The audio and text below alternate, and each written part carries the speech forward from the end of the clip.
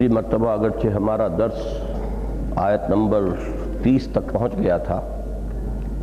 لیکن آخری دو آیات یعنی آیت نمبر 29 اور 30 کا حق ادا نہیں ہوا۔ من الشیطان الرجیم، بسم اللہ الرحمن الرحیم۔ فَأَعْرِضْ عَمَّنْ تَوَلَّى عَنْ ذِكْرِنَا وَلَمْ يُرِدْ إِلَّا الْحَيَاةَ الدُّنْيَا ذَلِكَ مَبْلَغُهُم مِّنَ الْعِلْمِ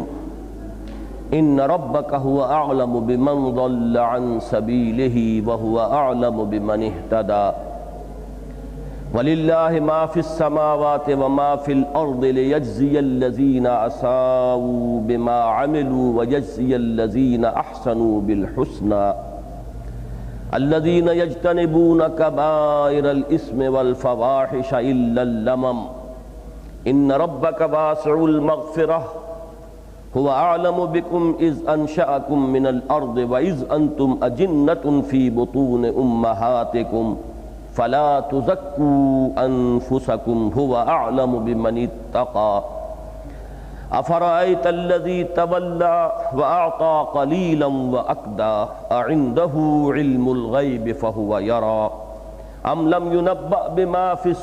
بما في صحف موسى وإبراهيم الذي وفى أَلَّا تَزِرُ وَازِرَةٌ وِزْرَ أُخْرَى وَأَن لَيْسَ لِلْإِنسَانِ إِلَّا مَا سَعَى وَأَنَّ سَعْيَهُ سَوْفَ يُرَى ثُمَّ يُجْزَاهُ الْجَزَاءَ الْأَوْفَى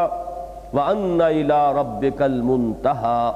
وَأَنَّهُ هُوَ أَضْحَكَ وَأَبْكَى وَأَنَّهُ هُوَ أَمَاتَ وَأَحْيَا وَأَنَّهُ خَلَقَ الزَّوْجَيْنِ الذَّكَرَ وَالْأُنثَى من نطفة إذا تمنى وأن عليه نشأة الأخرى وأنه هو أغنى وأقنى وأنه هو رب الشعرى وأنه أهلك عادا الأولى وثمود فما أبقى وقوم نوح من قبل إنهم كانوا هم أظلم وأطغى والمؤتفكة أهوى فغشاها ما غشى فبأي آلاء ربك تتمارى هذا نذير من النذر الأولى أزفت الآزفة ليس لها من دون الله كاشفة أفمن هذا الحديث تعجبون وتضحكون ولا تبكون وأنتم سامدون فاسجدوا لله واعبدوا صدق اللہ العظیم۔ سجدہ کر لیجیے۔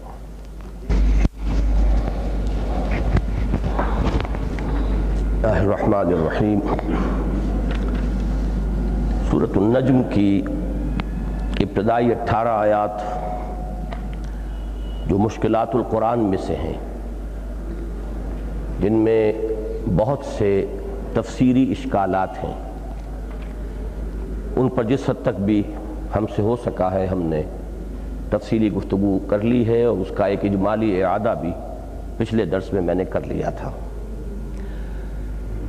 اس کے بعد جو مضمون آیا ہے وہ مکی صورتوں کا ایک مشترک مضمون ہے، شرک کی نفی، توحید کا اس بات۔ اور ظاہر بات ہے کہ ان صورتوں میں شرک کی وہ صورت سب سے زیادہ نمایاں ہے کہ جو اس وقت اہل عرب میں موجود تھی۔ شرک کی بہت سی اقسام ہیں، لیکن یہ کہ جو شکلیں اس وقت عرب میں مروج تھیں، یہ فطری طور پر بات سمجھ میں آتی ہے کہ قرآن مجید میں زیادہ کلام انہی کے بارے میں ہوا ہے۔ ان کے ہاں بت پرستی تھی، کچھ ستارہ پرستی بھی تھی، اور ان کے جو دیوی یا دیوتا تھے ان کے بارے میں بھی مختلف چیزیں موجود ہیں، لیکن یہ ہے کہ ایک ان کے ہاں اہم جو شرک تھا وہ ایمان بالملائکہ کی بگڑی ہوئی شکل۔ میں پچھلی مرتبہ تفصیل سے عرض کر چکا ہوں کہ اکثر و بیشتر جو دنیا میں شرک کی صورتیں رہی ہیں، اس میں نمایاں ترین بات یہی رہی ہے کہ ایمان بالملائکہ میں ایک گمراہی کی شکل پیدا ہوئی۔ میں نے صاف یہ بھی عرض کیا تھا کہ ہمارا جو فلسفہ تاریخ کا ہے وہ یہ نہیں ہے کہ تاریخ انسانی کا آغاز اندھیرے میں ہوا اور رفتہ رفتہ روشنی میں انسان آیا، بلکہ ہمارا فلسفہ تاریخ یہ ہے کہ نوع انسانی کا آغاز جو ہوا ہے وہ پوری ہدایت کے ساتھ ہوا ہے۔ پہلے انسان، پہلے نبی بھی تھے، حضرت آدم علیہ السلام، موحد کامل۔ ظاہر بات ہے کہ نبی کے بارے میں کوئی اور گمان کیا ہی نہیں جا سکتا۔ تو یہ جو دنیا میں تصور موجود ہے کہ انسان جب پیدا ہوا تو چونکہ جہالت تھی، لا علمی تھی، اس نے ہر شے کو خدا بنا لیا، جس چیز میں بھی اسے مضرت نظر آئی اس سے بچنے کے لیے ہاتھ جوڑ دیے، جس چیز میں کوئی نفع نظر آیا اس کو خوش کرنے کے لیے ڈنڈوت کر لی۔ تو یہ بعد کے ادوار تو ہو سکتے ہیں کہ اس طرح کی بنیادوں اور اس طرح کی وجوہات سے لوگوں نے شرک کی صورتیں ایجاد کی ہوں، لیکن ابتدا جو ہے نسل انسانی کی وہ اس طور سے نہیں ہوئی، بلکہ کم سے کم ایمان اور توحید کے ضمن میں یوں سمجھنا چاہیے کہ نصف النہار کی جو روشنی ہوتی ہے اس روشنی میں تاریخ انسانی کا آغاز ہوا ہے۔ اب ظاہر ہے کہ اس کے ساتھ کوئی نہ کوئی تصور ابتدا سے ایمان بالملائکہ کا بھی موجود تھا۔ یہ جو ملائکہ ہیں جن کے بارے میں ہمارا ایمان یہ ہے کہ وہ برگزیدہ ہستیاں ہیں، نورانی مخلوق ہیں، ان کی تخلیق صحیح مسلم میں روایت موجود ہے حضرت عائشہ رضی اللہ تعالی عنہا سے کہ اللہ تعالیٰ نے ملائکہ کو نور سے پیدا فرمایا ہے، جنات جو ہیں وہ نار سے پیدا ہوئے ہیں، اور یہ جو ارضی ہماری جتنی بھی مخلوقات ہیں، حیوانات، نباتات، پھر انسان، ان کا اصل مادہ تخلیق جو ہے وہ مٹی ہے، کرسٹ آف دی ارتھ ہے، اگرچہ منبع حیات اس میں جو ہے وہ پانی ہے۔ اسی میں پھر ارتقاء کے مختلف مراحل طے کر کے انسانی زندگی کا آغاز ہوا ہے۔ اس اعتبار سے ملائکہ جو ہیں اپنے مادہ تخلیق کے اعتبار سے بزرگ ہیں، بہت بلند ہیں۔ پھر یہ کہ انہیں اللہ کا ایک قرب حاصل ہے، اللہ کے احکام کی تنفیذ کرتے ہیں۔ سب سے بڑی بات یہ ہے کہ وحی اور نبوت اور رسالت کا آپ کو معلوم ہے کہ سارا معاملہ وحی سے متعلق ہے۔ وحی کا لانے والا بھی فرشتہ ہے۔ اس پہلو سے ایمانیات کے ذیل میں ایمان بالملائکہ کی بڑی اہمیت ہے کہ اگر ہم فرشتوں پر ایمان نہیں رکھتے تو سوال پیدا ہوگا کہ پھر نبوت اور رسالت کی بنیاد کیا ہے؟ اس لیے کہ نبی تو نبی بنتا ہے وحی کی بنیاد پر، اور وحی کا لانے والا فرشتہ ہے۔ بہرحال یہ جو تصور ہے ہمارا، اس کے ساتھ ہی یہ چیز بھی ہمارے سامنے ہے الحمدللہ کہ ان فرشتوں کو اختیار کوئی حاصل نہیں ہے۔ یفعلون ما یؤمرون، یہ وہی کچھ کرتے ہیں جس کا انہیں حکم ہوتا ہے، اپنی مرضی سے کچھ نہیں کرتے۔ بزرگ ہیں، مقربین بارگاہ ہیں، لیکن انہیں اختیار کوئی حاصل نہیں ہے، لہذا اب ان کو پکارنا، ان سے مدد طلب کرنا، ان سے استعانت کرنا یا ان کی کوئی پوجا پاٹ کرنا، اس کا سارا معاملہ خارج از بحث ہو جاتا ہے۔ لیکن آپ غور کیجئے، میں نے پچھلی مرتبہ بھی یہ مصرع پڑھا تھا کہ مردی و نامردی قدم فاصلہ دارت، ایک باریک سا پردہ ہے وہ ہٹا دیجئے۔ اگر یہ چیز ذہن نشین نہ رہے کہ یہ تو اللہ کے بندے ہیں اور اللہ جو حکم دیتا ہے وہی بجا لاتے ہیں، تو اگر یہ چیز ذرا ذہن سے اوجھل ہو جائے تو جو پہلی باتیں ہیں مثبت، اس کے نتیجے میں وہ کیا بنیں گے؟ وہ دیوی بن جائیں گے، دیوتا بن جائیں گے۔ تو گاڈز اینڈ گاڈیسز کا جو کانسیپٹ ہے ویسٹ کا، چھوٹے جی سے لکھے جانے والے گاڈز اور گاڈیسز، اور دیوی اور دیوتاؤں کا جو تصور ہے ہندوستان کا، اور آلہہ کا جو تصور تھا عرب میں، یہ تینوں در حقیقت ایمان بالملائکہ کی بگڑی ہوئی شکل ہے۔ چنانچہ اس سورہ مبارکہ میں اس کے بعد کی جو آیات ہم پڑھ چکے ہیں، آیت نمبر 28 تک 13 آیات میں اصل مضمون یہی آیا ہے کہ انہوں نے دیویاں جو ہیں قرار دیا ہے، تم نے یہ لات اور عزا اور منات اور ان کے تم نے بت اور استھان بنا لیے ہیں، لیکن ان کی کوئی حیثیت نہیں ہے۔ فرشتے جو ہیں ان کا نام انہوں نے مؤنث رکھ لیا ہے، لیسمون الملائکۃ تسمیۃ الانثیٰ، انہیں خدا کی بیٹیاں قرار دے رہے ہیں۔ یہ سب ان کے من گھڑت خیالات ہیں۔ فرشتے ہیں، بہت برگزیدہ ہیں، لیکن یہ کہ یہ چیزیں جو تم نے گھڑ لی ہیں یہ تمہارے صرف اپنے اختراعات ہیں، تمہارے اپنے ذہن کی تخلیق ہے، من گھڑت خیالات ہیں، ان کا حقیقت سے کوئی تعلق نہیں۔ اور پھر ان کے نظریہ شفاعت کی نفی کی کہ ان کی تو کوئی حقیقت ہی نہیں جنہیں تم پوج رہے ہو، جو واقعتاً حقیقت والے ہیں۔ آسمان میں جو فرشتے ہیں، جو بزرگ ہیں، جو اللہ تعالیٰ کے مقربین ہیں، ان کو بھی کوئی اختیار حاصل نہیں ہے، وہ کسی کی شفاعت نہیں کریں گے مگر صرف اس کی جس کے لیے کہ اللہ تعالیٰ کی طرف سے انہیں اذن مل جائے گا، ورنہ یہ کہ کسی کو وہاں زبان کھولنے کا بھی یاران نہ ہوگا۔ تو یہ در حقیقت جو دوسرا حصہ تھا اس سورہ مبارکہ کا، اس میں اس شرک کی نفی کی گئی ہے کہ جو اس وقت سب سے زیادہ مروج تھا جبکہ یہ قرآن مجید نازل ہوا، اور ظاہر بات ہے کہ جو اس کے مخاطب اول تھے انہی کی باتوں کو قرآن مجید نے زیادہ بحث کا موضوع بنایا ہے۔ اب آگے چلیے،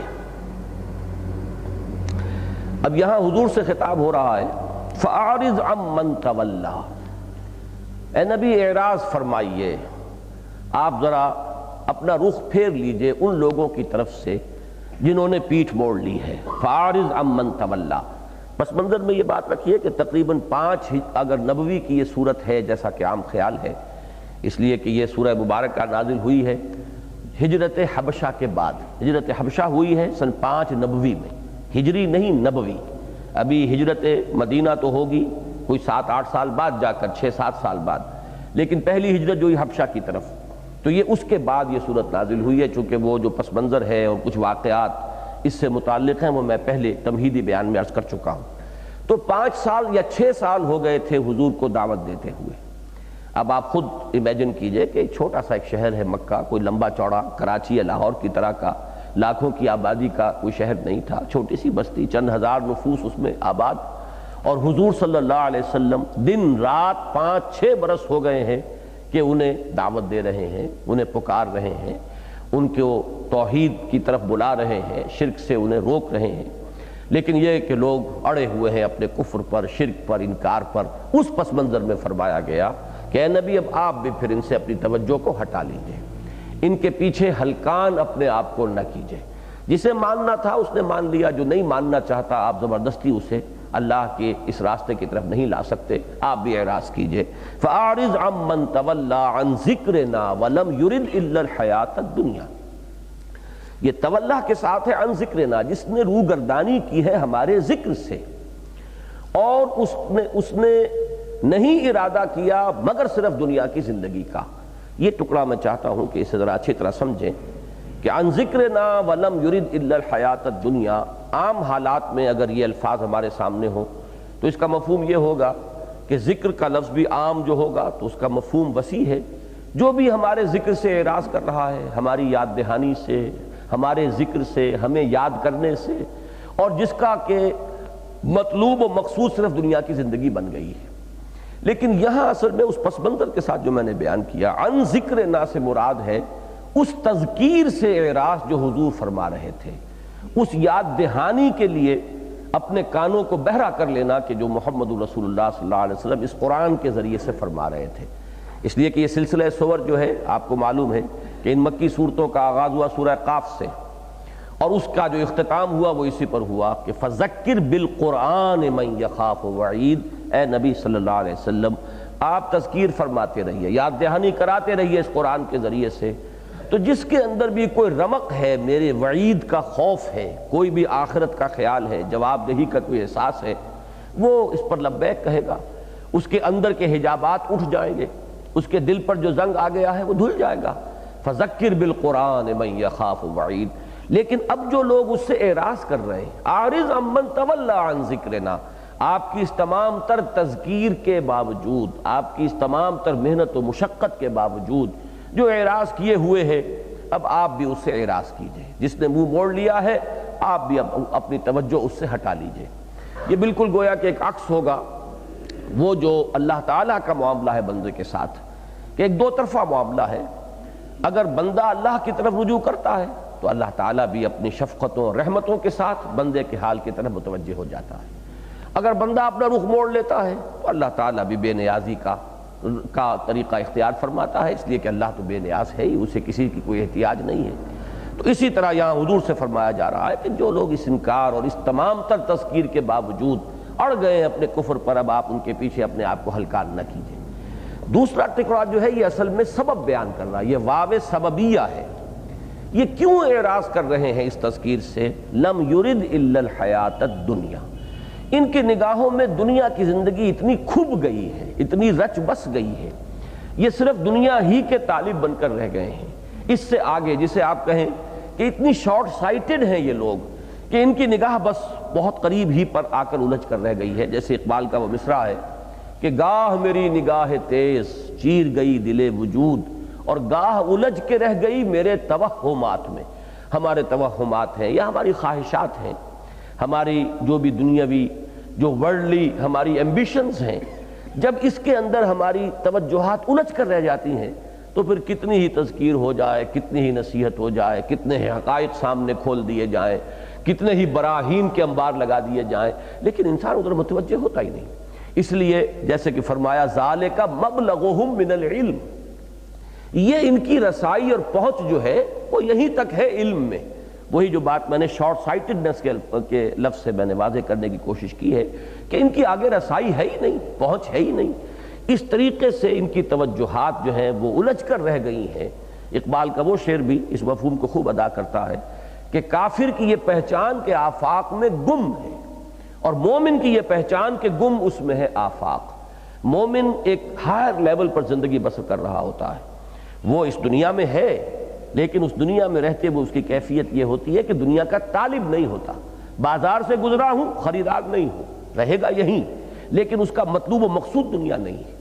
جبکہ کافر جو ہے وہ اسی میں الجھ کر رہ گیا، یہی مطلوب، یہی مقصود، یہی محبوب، اسی کے لیے دن رات کی محنت، اسی کے لیے بھاگ دوڑ۔ پھر آگے جب انسان بڑھتا ہے تو اس کے لیے حلال کو حرام، حرام کو حلال کرنا، صحیح کو غلط، غلط کو صحیح کرنا۔ پھر انسان تمام بنیادی اخلاقی معیارات کو بھی تج دیتا ہے، یہ مرض بڑھتا چلا جاتا ہے۔ تو یہ اصل میں یہاں سبب کے طور پر آیا ہے کہ لَمْ يُرِدْ إِلَّا الْحَيَاةَ الدُّنْيَا۔ اسی کی مثال ہے سورہ بنی اسرائیل میں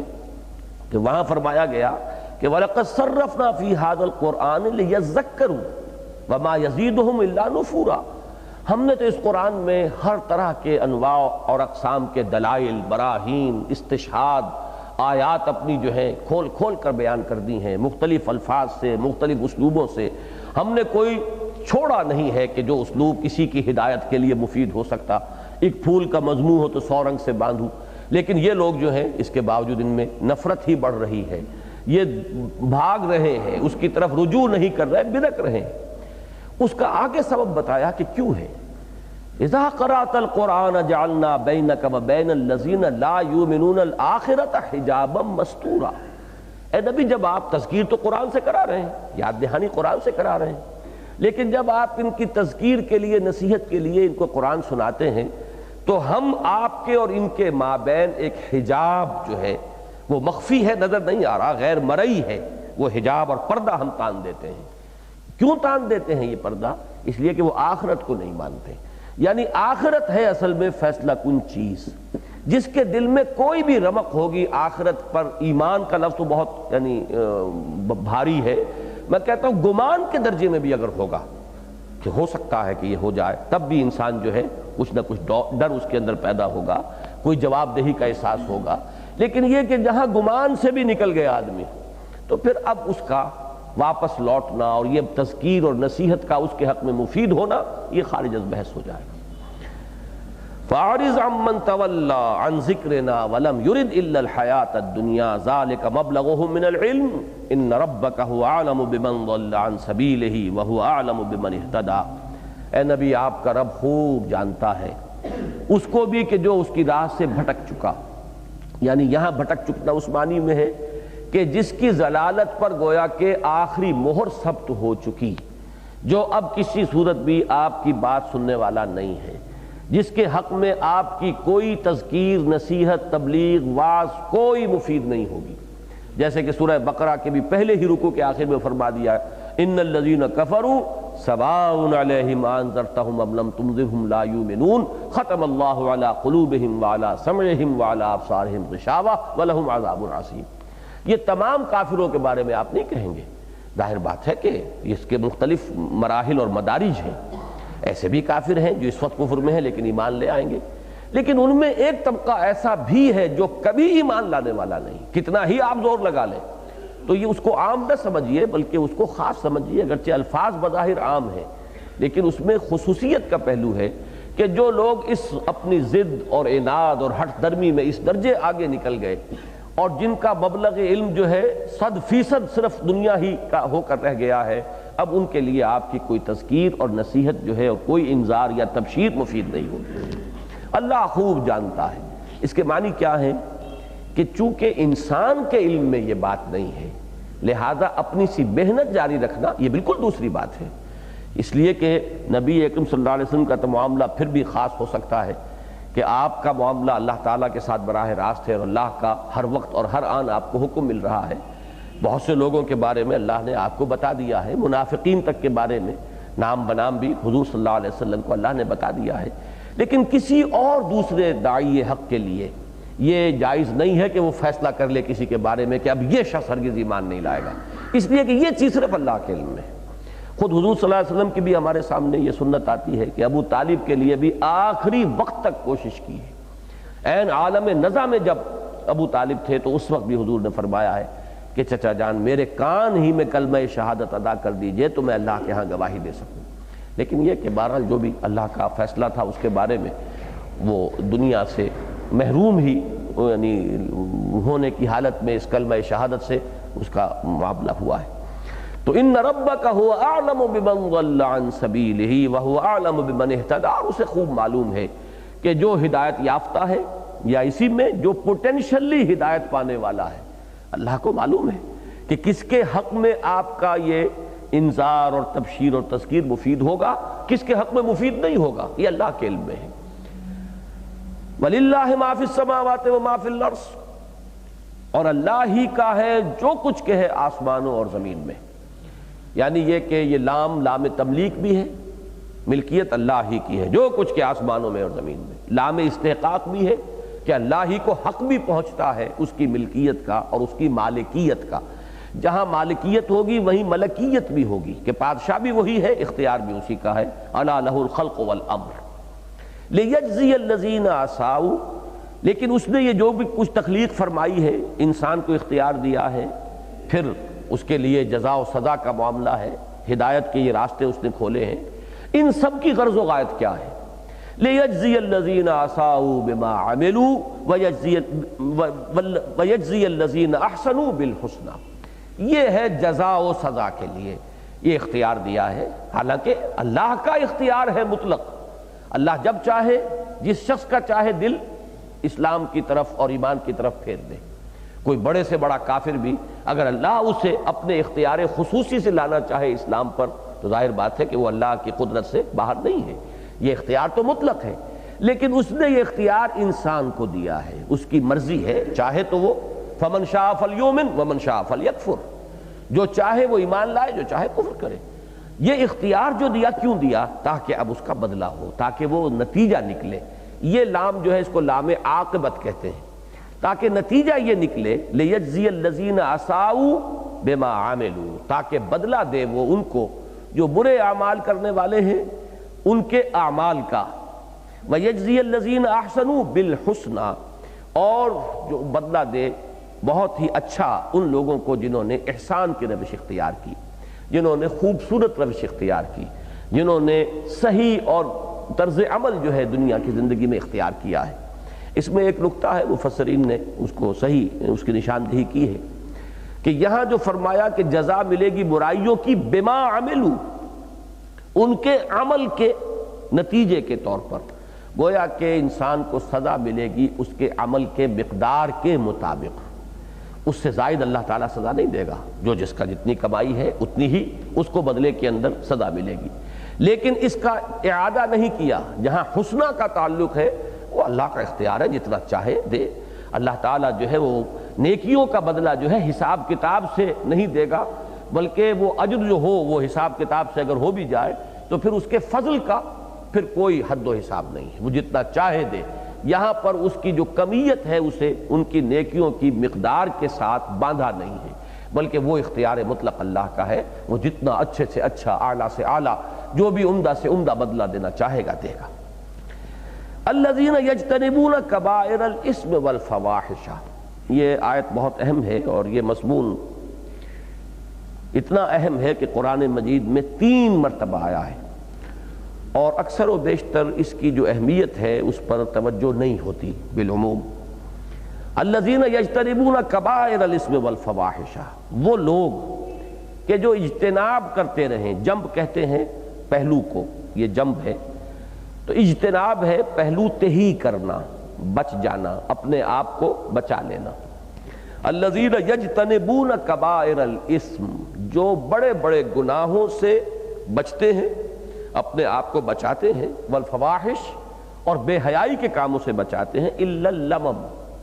سوائے تھوڑی سی آلودگی کے، کہیں پاؤں گندگی میں پڑ گیا، کہیں جذبات کی رو میں بہہ گئے، تو اس کو مستثنیٰ کیا ہے۔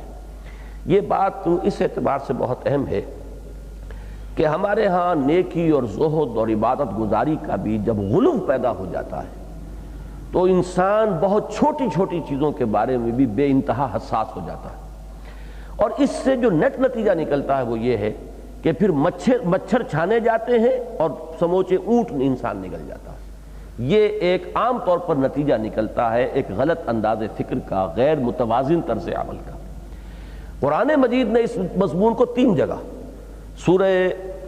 نساء میں فرمایا ہے کہ ان تجتنبوا کبائر ما تنہون عنہ، اگر تم ان بڑے بڑے گناہوں سے اجتناب کرتے رہو کہ جن سے تمہیں روکا گیا ہے تو پھر نکفر عنکم سیئاتکم وندخلکم مدخلا کریما، ہم تم سے تمہاری برائیوں کو دور کر دیں گے اور تمہیں بڑے باعزت جگہ پر داخل کریں گے۔ یہ یہاں کہنے کی کیا ضرورت پیش آئی؟ ان تجتنبوا کبائر ما تنہون، بڑے بڑے گناہ، اس لیے کہ در حقیقت اس میں جو غلو ہو جاتا ہے وہ پھر ذاتی اپنی اصلاح اور ذاتی صفائی اور اپنے آپ ہی کو مانجتے اور رگڑتے رہنا جو ہے وہ اس طرح کا ایک مزاج بن جاتا ہے کہ پھر دوسرے جو فرائض ہیں کہ دوسروں کی اصلاح بھی ہے، اعلاء کلمت اللہ کا فریضہ ہے، دنیا میں الحق کا بول بالا کرنے کے لیے میدان میں آنا ہے، اگر تمام توجہ انسان کی صرف اپنے ہی آپ کو مانجنے اور رگڑنے اور بنانے اور اصلاح کرتے رہنے کے اوپر مرتکز ہو جائے گی تو پھر یہ پہلو جو ہے نگاہوں سے اوجھل ہو جائے گا۔ پھر اس کا نتیجہ نکلتا ہے وہ خانقاہی مزاج جو وجود میں آ جاتا ہے کہ جہاں تک اپنی انفرادی زندگی کا معاملہ ہے، چھوٹی سی چھوٹی چیز پر انسان بہت حساس کہ ذرا سا بھی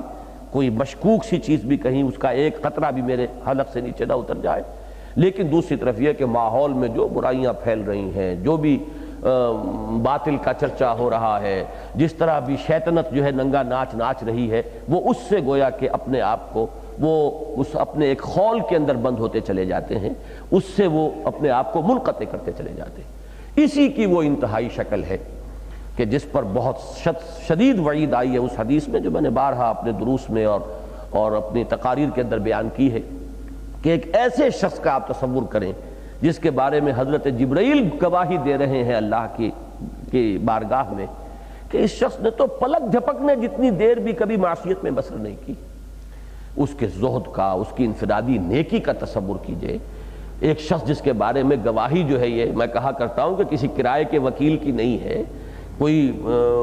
پولیس کا ٹاؤٹ نہیں ہے جو گواہی دے رہا ہے، جبرائیل ہے علیہ الصلوۃ والسلام بارگاہ خداوندی میں گواہی دے رہے ہیں، جہاں کٹر سے کٹر کافر بھی جھوٹ نہیں بول سکے گا، جہاں ہر ایک کو جو ہے وہ سچ ہی کہنا ہے قال ثوابا، وہاں الفاظ یہ استعمال ہو رہے ہیں کہ پروردگار ان فیہا عبدک فلانا لم یعصک طرفۃ عین، نگاہ کا ادھر سے ادھر ہو جانا کوئی وقت لگا اس میں، اتنی دیر بھی اس نے کبھی معصیت میں بسر نہیں کی، تو کیا اس پر بھی میں عذاب جو ہے نازل کر دوں؟ وہ اس بستی کا رہنے والا ہے، تو حکم ہوا کہ اقلبھا علیہ وعلیہ، الٹو اس بستی کو، پہلے اس پر پھر دوسروں پر، فإن وجہہ لم یتمعر فی ساعۃ قط، اس لیے کہ اس کے چہرے کا رنگ کبھی میری غیرت اور حمیت میں متغیر نہیں ہوا، بے غیرت ہوتا چلا گیا ہے، وہ اپنے ہی کوائل میں اپنے آپ کو وہ وڈرا کرتا چلا گیا ہے، اس نے اپنی چھوٹی سی ایک اپنا گوشہ جو ہے آباد کر لیا ہے اور اسی میں وہ تو فقط اللہ اللہ اللہ اس میں لگا ہوا ہے، اس نے دیکھا ہی نہیں کہ ہو کیا رہا ہے باہر، ماحول کس رنگ میں ہے، کن چیزوں کا چرچا ہو رہا ہے، خیر پھیل رہا ہے یا شر پھیل رہا ہے، غلبہ کس کے ہاتھ میں ہے، اللہ کے احکام کی کیسے کا استہزاء ہو رہا ہے، اس سے اسے کوئی سروکار نہیں۔ تو یہ جو انتہائی کیفیت ہے اصل میں اس کا سبب یہی ہے کہ جب اپنی ذاتی اصلاح میں غلو ہو جائے گا تو پھر یہ جو فرائض ہیں جو دوسروں سے متعلق ہیں، تواصی بالحق و تواصی بالصبر، اس کی طرف سے لا محالہ اس کے نتیجے میں جو ہے کچھ نہ کچھ کمی، کچھ نہ کچھ کوتاہی، اس میں جلدی سے انسان تھک جائے گا، میں نے تو کہہ دیا، سمجھا دیا، ما علینا الا البلاغ، اور فارغ ہوئے اور لگ گئے اپنے ہی آپ کو پھر درست کرنے میں۔ اس کا یہ نتیجہ نہ نکالیے کہ میں وہ اس دوسری انتہائی کیفیت، وہ بھی اتنی ہی زیادہ پیتھولوجیکل ہے، اتنی ہی زیادہ مرض کی کیفیت ہے کہ اپنے آپ کو انسان بھول جائے، اپنی طرف توجہ ہی نہ ہو، اپنے دامن کے اوپر بڑے بڑے داغ لگے ہوئے ہوں، اس کی کوئی فکر نہ ہو،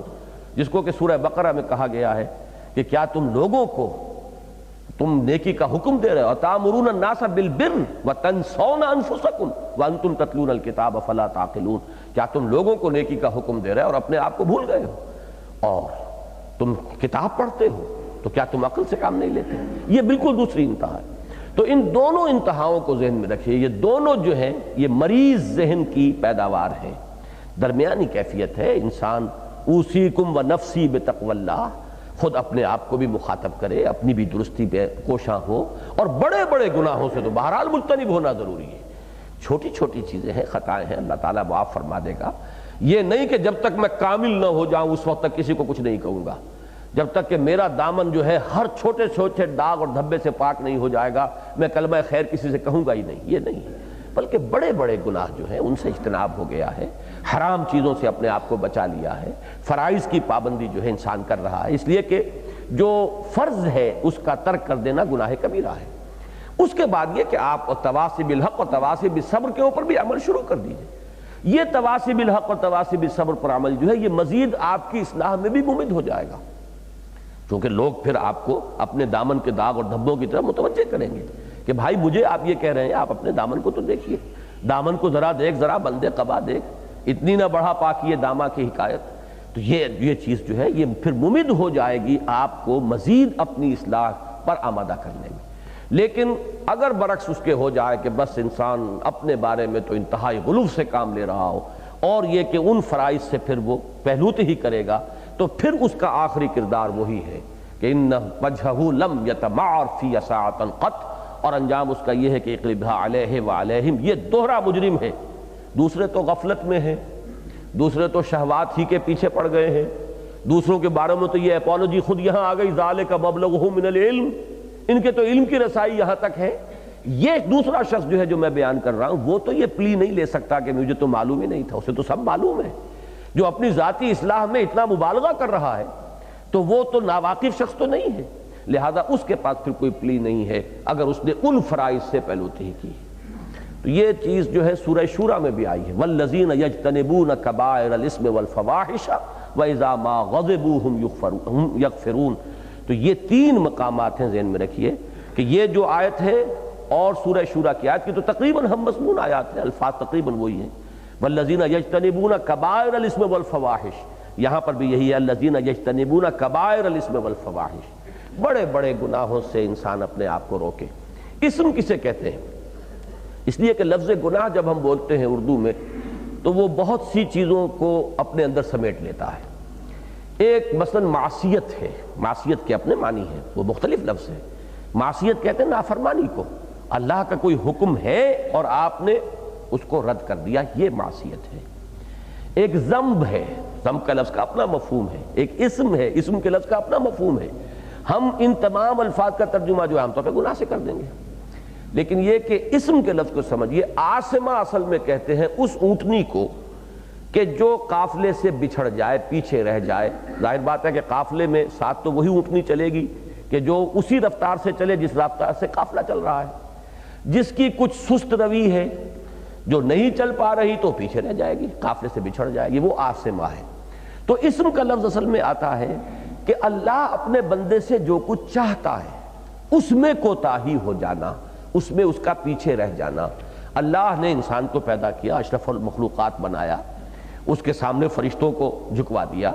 وَلَقَدْ كَرَّمْنَا بَنِي آدَمَ وَحَمَلْنَاهُمْ فِي الْبَرِّ وَالْبَحْرِ وَرَزَقْنَاهُمْ مِنَ الطَّيِّبَاتِ وَفَضَّلْنَاهُمْ عَلَىٰ كَثِيرٍ مِّمَّنْ خَلَقْنَا تَفْضِيلًا۔ تو اب اللہ اس سے کچھ چاہتا بھی ہے نا، اللہ تعالیٰ کا کچھ مطالبہ ہے اس سے۔ اب جو اس میں پیچھے رہ گیا ہے وہ ہے در حقیقت کے جو اسم کا مرتکب ہو رہا ہے۔ تو اب بڑی بڑی چیزیں جو ہے الذین یجتنبون کبائر الاسم، یہیں سے وہ تصور نکلتا ہے جو ہمارے ہاں صغائر کا ہے، صغیرہ گناہ، کبیرہ گناہ۔ اس میں تفسیری بحثیں تو بہت ہیں، لیکن یہ کہ جو اس کا اصل مطلوب ہے وہ میں نے آپ کے سامنے رکھ دیا ہے۔ صغیرہ گناہ کی ٹیکنیکل ڈیفینیشن کیا ہوگی اور کبیرہ گناہ کی ٹیکنیکل ڈیفینیشن کیا ہوگی، یہ تو پھر بڑی لمبی بحث ہو جائے گی۔ لیکن جو اصل ہے، مطلوب کیا ہے کہ موٹی موٹی برائیاں، موٹے موٹے گناہ، ان سے تو انسان مجتنب ہو، یہ تو ضروری ہے، لازم ہے۔ حرام کا ارتکاب نہ کر رہا ہو، فرائض کو ترک نہ کرے۔ پھر یہ کہ اب آداب بھی ہوتے ہیں، کچھ مینرز ہوتے ہیں، ان مینرز میں کوئی کمی رہ گئی ہے انسان ایک مفہوم یہ بھی لیا گیا ہے اس لیے کہ یہاں پر لفظ جو آیا ہے الا اللمم آیا ہے. لمم کہتے ہیں وہ تھوڑی سی مقدار کی چیز. مثلا یہ کہ کسی جگہ پر علم المکانہ، انسان چلتے چلتے تھوڑی دیر کے لیے کہیں رک گیا پھر چل پڑا، تو یہ تھوڑا سا وقفہ جو ہے قیام اس کا اس جگہ پر، اس کے لیے بھی لفظ لمم آتا ہے. اسی طرح یہ کہ کھانا انسان کھانے بیٹھا بس تھوڑا سا کھایا، کچھ طبیعت آمادہ نہیں، تو اس کے لیے لفظ آ جائے گا علم الطعام، بس اس نے چھوا ہی ہے کھانے کو، ورنہ یہ کہ کوئی طبیعت میں اس کے کھانے کے لیے اشتہا نہیں تھی، بس یہ کہ ایک رسم پوری کرنے کے لیے انسان بیٹھ گیا ہے. تو اس طریقے سے مختلف جو اس کے استعمالات ہیں لغت میں، اس سے انداز یہ ہوتا ہے کہ چلتے چلتے انسان جو ہے جیسے کہیں کیچڑ تھا پاؤں پھسل گیا. اب ظاہر بات ہے کہ ہر سلیم الفطرت انسان جو ہے اگر اس کی ہڈی پسلی ٹوٹ گئی ہو تو بات اور یہ ہے کہ وہ اٹھنا چاہے اٹھ نہ سکے، لیکن یہ کہ بصورت دیگر فوراً اٹھتا ہے، کیچڑ کے اندر وہ ڈیرا لگا کر بیٹھتا نہیں، وہاں وہ اپنا بسترا نہیں جمائے گا اس لیے کہ پاؤں پھسل گیا تھا.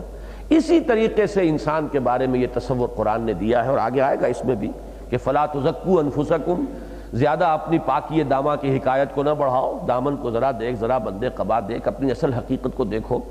اس کے اعتبار سے یہ ہے کہ انسان دو چیزیں جو ہے، الانسان مرکب من الخطا والنسیان، خطا اور نسیان، خطا کا ہو جانا، بھول چوک کا ہو جانا، یہ اس کے اندر مضمر ہے، اس کی سرشت کے اندر ہے یہ چیز جو ہے. اسی لیے سورہ بقرہ کی جو آخری آیت میں دعا آئی ہے کہ پروردگار ہمیں نہ ہمارا مواخذہ نہ کیجو، لا تؤاخذنا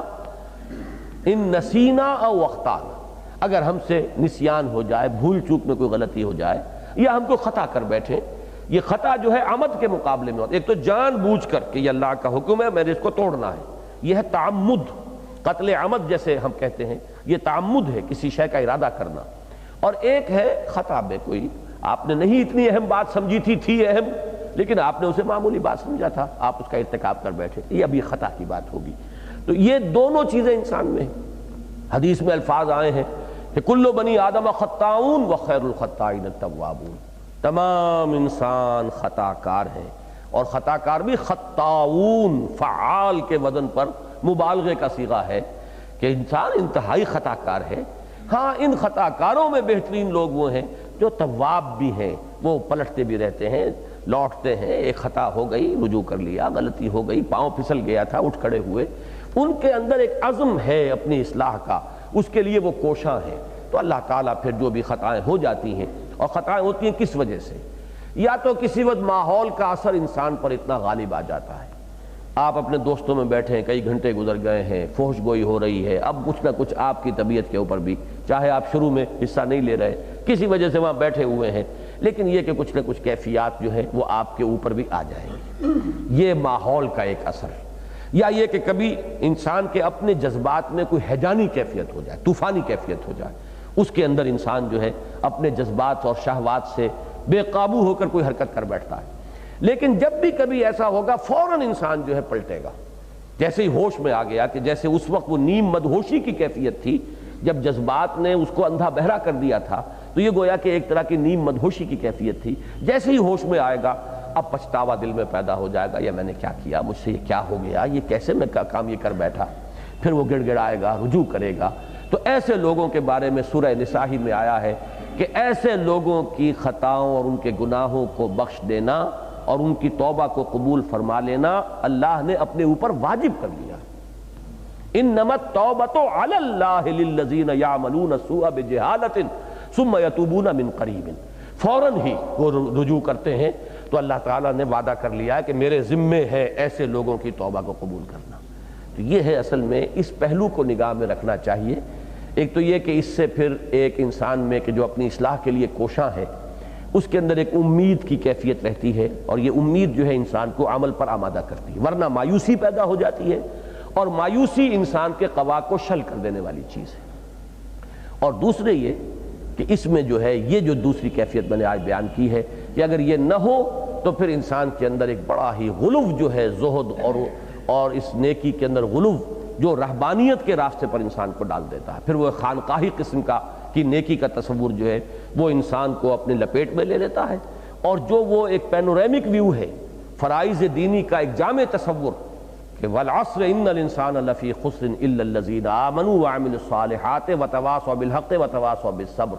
تو وہ سوئی جو ہے اٹک جائے گی عامل الصالحات کے اوپر آ کر، اس سے آگے جو ہے اس کے اگلے قدم نہیں اٹھیں گے، وتواصوا بالحق وتواصوا بالصبر جو ہے اس سے وہ محروم ہوتا چلا جائے گا، اور اس کے آخری انجام وہ ہے وہ کردار جو میں آپ کے سامنے بیان کر چکا۔ الذین یجتنبون کبائر الاسم والفواحش، فواحش جو ہے بے حیائی کی باتیں، یہ در حقیقت وہ چیز ہے کہ جو انسان کے کردار کو سب سے زیادہ نقصان پہنچانے والی۔ اسی لیے آپ کے علم میں ہے کہ شرمگاہ کا لفظ جو ہے قرآن مجید میں جو آتا ہے، انسان کے جو جنسی اعضاء ہیں ان کے لیے وہ فرج ہے۔ فرج کہتے ہیں کسی اندیشے کی جگہ کو، یعنی فصیل ہے، پچھلے زمانے کی جنگوں کا آپ تصور کیجئے، فصیل کے اندر کہیں اگر رکھنا پڑ گیا، کسی گولے نے آ کر دراڑ پیدا کر دی تو اب وہ شہر غیر محفوظ ہو گیا ہے۔ اندیشے کی جگہ جو ہے وہ فرج ہے۔ تو انسان کے ان جنسی اعضاء کو فرج سے اس لیے تعبیر کیا ہے کہ اس کے کردار کے حصار کے لیے یوں سمجھیے کہ یہ ہیں اندیشے کی جگہیں، یہ ہیں کہ جہاں سے انسان کو ہر وقت جو ہے چوکس و چوکنا رہنا چاہیے کہ اگر ان کی حفاظت انسان نہیں کرتا ہے تو پھر یہ ہے کہ وہ سارا جو اس کی کردار اور اخلاق کا جو سرمایہ ہے وہ بہہ جائے گا، اس کی شخصیت جو ہے وہ اندر سے کھوکھلی ہو جائے گی۔ اس لیے یہ کہ فحش کا معاملہ جو ہے اس میں جہاں بھی آیا ہے والفواحش، اس میں کوئی اور اضافی لفظ جو ہے ایڈ نہیں کیا گیا، کبائر الاسم والفواحش، بڑے بڑے گناہوں سے اپنے آپ کو بچاتے رہے اور فحش باتوں سے بچاتے رہے اپنے آپ کو، اس میں گویا کہ وہ اضافی لفظ جو ہے اس کو یہاں پہ شامل نہیں کیا گیا۔ اسی لیے وہ حدیث بھی میں نے بارہا آپ کو سنائی ہے کہ حضور نے فرمایا مجھے دو چیزوں کی تم ضمانت دے دو، جنت کی ضمانت میں تمہیں دیتا ہوں۔ ایک تو یہ کہ جو دونوں گالوں کے مابین ہے یعنی زبان، اس کی ضمانت دو کہ یہ غلط استعمال نہیں ہوگی، اور ایک جو تمہاری دونوں رانوں کے مابین ہے وہی وہ فرج، وہ اس کی گواہی دو، اس کی مجھے ضمانت دو کہ اس کا غلط استعمال نہیں ہوگا، تو جنت کی ضمانت میں تمہیں دیتا ہوں۔ اور سیدھی سی بات ہے، بڑی معقول بات ہے، منطقی بات ہے کہ سب سے زیادہ انسان کو کہ جو بے قابو ہو جانے والے اعضاء ہیں وہ یہی ہیں۔ زبان ہے وہ قابو میں نہیں رہتی، کچھ محنت کر پڑتی ہی نہیں، جو چاہا ادھر سے ذرا ادھر ہلا دیا، جیسے نگاہ کا ادھر سے ادھر ہو جانا ہے، زبان کا ادھر سے ادھر ہو جانا، اس میں کوئی خصوصی محنت نہیں ہوتی، لہذا یہ بے قابو ہو جاتی ہے۔ اور دوسرے یہ کہ انسان کے اندر جو بھی اس کی شہوت کا جذبہ ہے، یہ واقعہ یہ ہے کہ میں یعنی عام طور پر اس کا ذکر کرتا رہا ہوں کہ میں فرائیڈ کا اس اعتبار سے قائل ہوں کہ اس نے صحیح اس کی نشاندہی صحیح کی ہے کہ انسان کے اندر جو جنسی جذبہ ہے وہ بہت قوی ہے، بہت پوٹنٹ ہے۔ اس کا اگر اس نے کوئی مشاہدہ کیا ہے تو یہ اس کے مشاہدے کی ایکویٹی ہے، اس کے مشاہدے کی صحت ہے۔ اس کے علاوہ میں اس کا بہت قائل ہوں اس اعتبار سے کہ 3 لیولز کو جو اس نے معین کیا ہے وہ بھی یعنی گہری گویا کہ اس کے مشاہدے کی صلاحیت کی غمازی کرنے والی چیز ہے کہ اس نے ایک طرف نفس اور یوں کہیے کہ لیبیڈو، اِڈ یا لیبیڈو، یہ نفس ہمارا ہے قرآن مجید کی اصطلاح میں، حیوانی جبلت، خالص حیوانی جبلت، اس کے اوپر وہ ایگو کو لاتا ہے، اس کے اوپر سپر ایگو ہے۔ تو اگرچہ اس کی جو بھی اس نے تعبیر کی ہے وہ غلط ہے، اس کی جو اصل اساس معین کی وہ غلط ہے، لیکن یہ بات اپنی جگہ کوئی کم کریڈیٹیبل نہیں ہے کہ اس نے 3 لیولز کو معین کیا ہے۔ وہی 3 لیولز ہیں جن کو ہم نفس، قلب اور روح کے عنوان سے قرآن مجید اور احادیث نبویہ سے ہمارے سامنے آتے ہیں، لیکن ہمارے سامنے ان تینوں لیولز کی صحیح حقیقت آتی ہے۔ اس نے ایک دھندلا سا مشاہدہ تو کر لیا ہے کہ یہ 3 لیولز ہیں ہیومن پرسنالٹی کے، لیکن یہ کہ ان کی صحیح تعبیر، ان کی صحیح تعیین، یہ جو ہے وہ اس کے لیے ممکن نہیں تھا۔ لیکن کم سے کم اس مشاہدے کا کریڈٹ جو ہے میں اسے دیا کرتا ہوں۔ اسی طرح یہ سیکس کا معاملہ کہ انسان کے جو محرکات عملیہ ہیں ان میں یہ ایک بہت پوٹنٹ فیکٹر ہے۔ قرآن مجید اسی لیے دیکھیے آپ کو کہ ہر جگہ پر فواحش کا ذکر جو ہے وہ علیحدہ معین طور پر کرتا ہے۔ الذین یجتنبون کبائر الاسم والفواحش الا اللمم، سوائے ذرا سی آلودگی، کہیں راہ چلتے ہوئے چھینٹے پڑ گئے،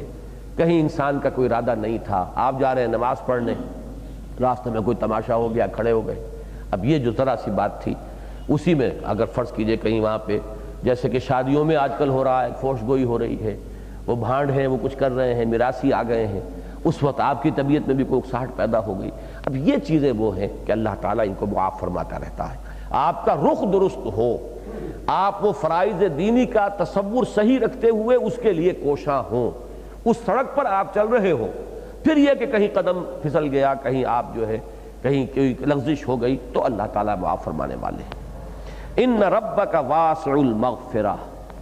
یقیناً تیرا رب بہت وسعت والا ہے مغفرت کے اعتبار سے۔ اس کی مغفرت کی سمائی کا تم تصور نہیں کر سکتے، وہ غفار ہے۔ جیسا کہ حدیث میں آتا ہے کہ اگر کوہ احد کے برابر بھی گناہ ہو تو گھبراؤ نہیں، اللہ تعالیٰ سب معاف فرما دے گا۔ اے میرے بندو، اللہ کی رحمت سے مایوس نہ ہو، ان اللہ یغفر الذنوب جمیعا، اللہ تمام گناہ بخش دے گا، لیکن اس کی شرط ہے توبہ کرو، رجوع کرو۔ یہ شرط اپنی جگہ رہے گی، یہ نہیں کہ کیے چلے جاؤ اور تسبیح جو ہے پڑھتے چلے جاؤ استغفار کی، تو وہ استغفار نہیں ہے، وہ توبہ نہیں ہے۔ لیکن آج فرض کیجئے کہ ایک شخص ہے، اس کی 90 برس کی عمر ہو چکی ہو، کوئی پرواہ نہیں، لیکن ابھی موت کے آثار نہیں ہیں۔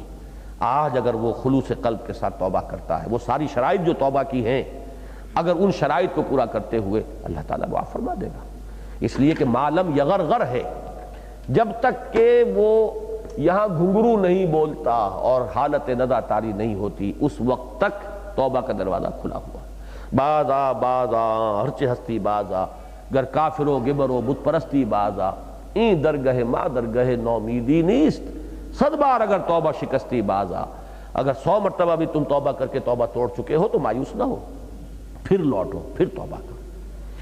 تو ان ربک واسع المغفرہ، تیرا رب بہت سمائی والا ہے، بہت وسعت والا ہے مغفرت کے اعتبار سے۔ اس کی شان غفاری کا تم کوئی اندازہ نہیں کر سکتے۔ لیکن پھر میں یہاں پہ وارن کروں گا، اس شان غفاری سے دھوکہ بھی مت کھاؤ۔ یا ایھا الانسان ما غرک بربک الکریم، اب ان دونوں کے درمیان میں آپ کو رکھنا ہوگا، کون سی چیز ہے کہ جس نے تمہیں دھوکے میں ڈال دیا ہے اپنے رب کریم کے بارے میں؟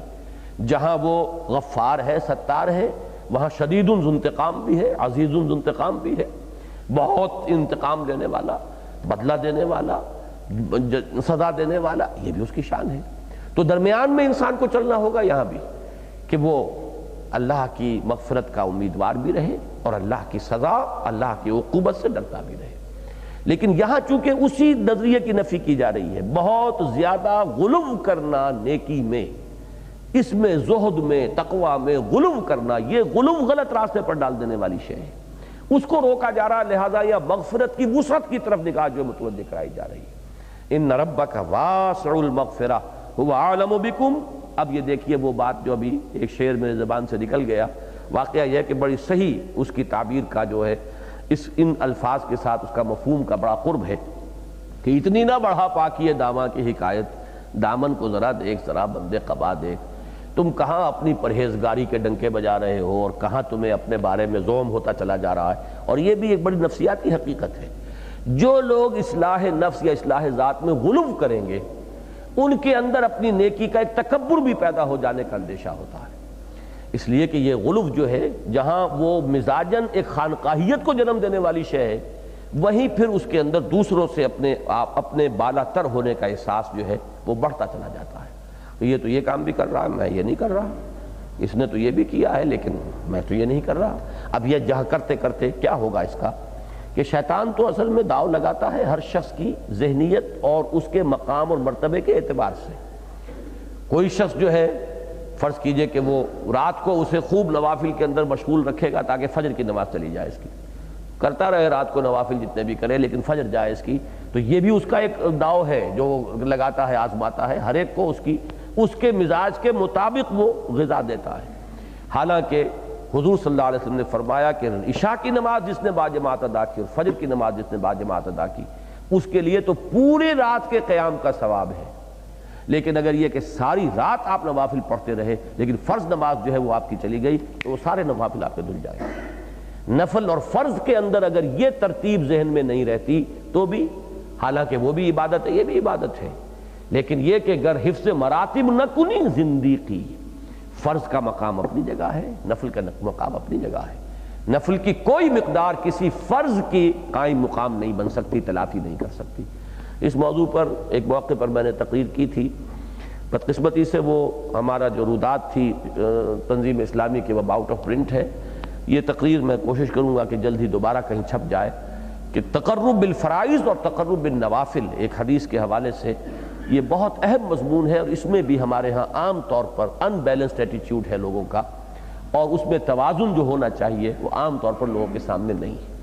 وہ نیکی میں، نوافل میں، فضائل میں اتنا غلو کرتے چلے جائیں گے کہ دوسری طرف سے فرائض کا کھاتا جو ہے وہ چوپٹ ہوتا چلا جائے گا۔ اس میں بڑے توازن کی ضرورت ہے۔ تو فرمایا ہوا اعلم بکم، وہ تمہیں خوب جانتا ہے، یا تمہاری ہر کیفیت اس کی نگاہ کے سامنے ہے۔ وہ کیفیت بھی اذ انشاکم من الارض، جبکہ اس نے تمہیں اٹھایا تھا زمین سے۔ اب یہ زمین سے پیدا کیا جانا، اس کا ایک تصور تو یہ ہو سکتا ہے جو ہر انڈیویجول کے ساتھ ہے، کہ ہر شخص کا آغاز ہو رہا ہے باپ کے نطفے سے، اور وہ نطفہ بن رہا ہے اس زمینی غذا سے جو باپ کھا رہا ہے۔ اس اعتبار سے ہر فرد کا ڈائریکٹ تعلق جو ہے زمین سے بھی قائم ہو گیا، یہ انفرادی طور پر بھی، کہ جو بھی ہمارا جسم کا پورا نظام ہے وہ غذا ہی سے تو آخر اس کی نشو و نما ہے۔ وہ غذا کہاں سے آ رہی ہے؟ زمین سے آ رہی ہے، یا تو براہ راست زمین سے آئی کوئی شے، زمین کی نباتات ہیں وہ آپ نے کھائی ہے، یا آپ نے بکری کا گوشت کھایا تو بکری کا گوشت کہاں سے بنا ہے؟ وہ بھی وہ زمین کی اس نے جو بھی پتے کھائے ہیں یا جو گھاس چری ہے اسی سے اس کا وہ گوشت بنا ہے، اسی سے وہ نطفہ بنا ہے کہ جس سے تمہارا آغاز ہوا۔ تو یہ ایک مرحلہ ہے تمہاری تخلیق کا، ایک انڈیویجول کی تخلیق میں بھی ابتدا جو ہے وہ زمین سے ہو رہی ہے۔ پھر یہ ہے کہ اس کے بعد وَإِذْ أَنْتُمْ أَجِنَّةٌ فِي بُطُونِ أُمَّهَاتِكُمْ، دوسرا مرحلہ آتا ہے جب کہ تم جنین کی صورت میں تھے اپنی ماؤں کے پیٹوں میں۔ جنین وہی کہ جو بطن مادر میں ابھی بچہ ہے، کیونکہ جیم نون کا مادہ جو آتا ہے وہ اخفاء کے لیے آتا ہے، چھپا ہوا۔ جن اسی لیے کہتے ہیں جنات کو کہ وہ نظر نہیں آتے، چھپے ہوئے ہیں۔ جنت کہتے ہیں باغ کو کہ زمین کو ڈھانپ لیتا ہے وہ سبزہ جو اس کے اوپر ہوتا ہے۔ ایک زمین ننگی نظر آ رہی ہے، اس کے اوپر کوئی سبزہ نہیں، نہ گھاس ہے، نہ کوئی درخت ہے، نہ پودے ہیں، کچھ نہیں ہے، زمین ننگی پڑی ہوئی ہے۔ ایک یہ ہے کہ زمین نے لباس اوڑھ لیا ہے، سبزے کا لباس اوڑھ لیا تو زمین چھپ گئی، وہ نظر نہیں آ رہی۔ خاص طور پہ یہ تصور آدمی کو ہوتا ہے جب ہوائی جہاز سے وہ دیکھتا ہے کہ کہیں زمین ننگی نظر آ رہی ہے، کہیں زمین کے اوپر معلوم ہوتا ہے کہ کوئی لحاف اوڑھ لیا ہوا ہے اس نے اور وہ اس میں چھپی ہوئی ہے۔ تو جنت باغ کو اسی لیے کہتے ہیں کہ زمین وہاں نگاہوں سے چھپ جاتی ہے۔ جنین وہ ہے کہ ماں کے پیٹ میں ابھی ہے، نظر نہیں آ رہا، وہ ابھی کسی کو دیکھنے میں نہیں آ رہا ہے۔ تو جب تم جنین تھے اپنی ماں کے پیٹوں میں، ہم تو اس وقت بھی تمہیں جانتے ہیں کہ تمہاری حقیقت کیا تھی، تو ہم سے کہاں چھپو گے؟ جہاں تک من الارض کا تعلق ہے اس میں دوسرا امکان بھی پیش نظر رکھیے کہ وہ جو ارتقائی عمل ہے، تو جو بھی حضرت آدم علیہ السلام کا جو بھی زمین سے مادہ لیا گیا، وہ چاہے وہ ارتقائی عمل میں سے ہو کر گزرا ہے، چاہے براہ راست تخلیق ہوئی ہے، تو حضرت آدم کی چونکہ مٹی سے تخلیق ہوئی تو گویا کہ اس کی طرف اشارہ کیا جا رہا ہے کہ اذ انشأکم من الارض، جبکہ ہم نے تمہیں اٹھایا زمین سے، وَإِذْ أَنْتُمْ أَجِنَّةٌ فِي بُطُونِ أُمَّهَاتِكُمْ، اور جبکہ تم اپنی ماؤں کے پیٹوں میں جنین کی صورت میں تھے، فَلَا تُزَكُّوا أَنفُسَكُمْ، تو اب تزکو کے دو ترجمے ہو سکتے ہیں لفظاً، تزکیہ سے ہے، مت پاک کرو اپنے آپ کو، یہ ترجمہ نہیں ہوگا۔ اگرچہ ترجمہ تو ممکن ہے لیکن مفہوم یا مراد نہیں ہو سکتا، ہمیں تو کرنا ہے۔ قد افلح من زکاہا وقد خاب من دساہا، یہ تو ہمیں حکم ہے، اپنے آپ کو پاک کرو، اپنی صفائی جتنی کر سکتے ہو کرو، اس کے اوپر کمر کسے رکھو۔ لیکن یہاں مراد کیا ہے؟ فلا تزکوا انفسکم، کہ تم اپنے آپ کو پاکیزہ نہ کہو، اپنی بڑی کوئی اپنی بالیدگی اور اپنی پاکیزگی اور اپنی بزرگی کا ڈھنڈورا نہ پیٹو۔ هو اعلم بمن اتقى، اللہ خوب جانتا ہے اس کو کہ جو واقعتاً متقی ہے۔ یعنی ایک ہے کسی کا واقعتاً متقی ہونا، ایک ہے تقوی کا لبادہ اوڑھنا، ایک ہے واقعتاً کسی کی شخصیت میں خدا ترسی کا رچ بس جانا، ایک ہے کسی کا اپنی دینداری اور زہد کا اشتہار دینا اور اس کا ڈھنڈورا پیٹنا۔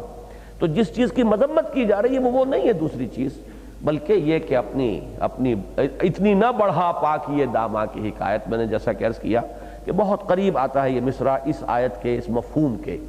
اتنی نہ بڑھا پاکیے داماں کی حکایت، دامن کو ذرا دیکھ، ذرا بند قبا دیکھ۔ انسان کو چاہیے کہ وہ ہر وقت اپنے جو تقصیرات ہیں ان پر نگاہ رکھے، اپنی کوتاہیوں پر نگاہ کو جمائے رکھے،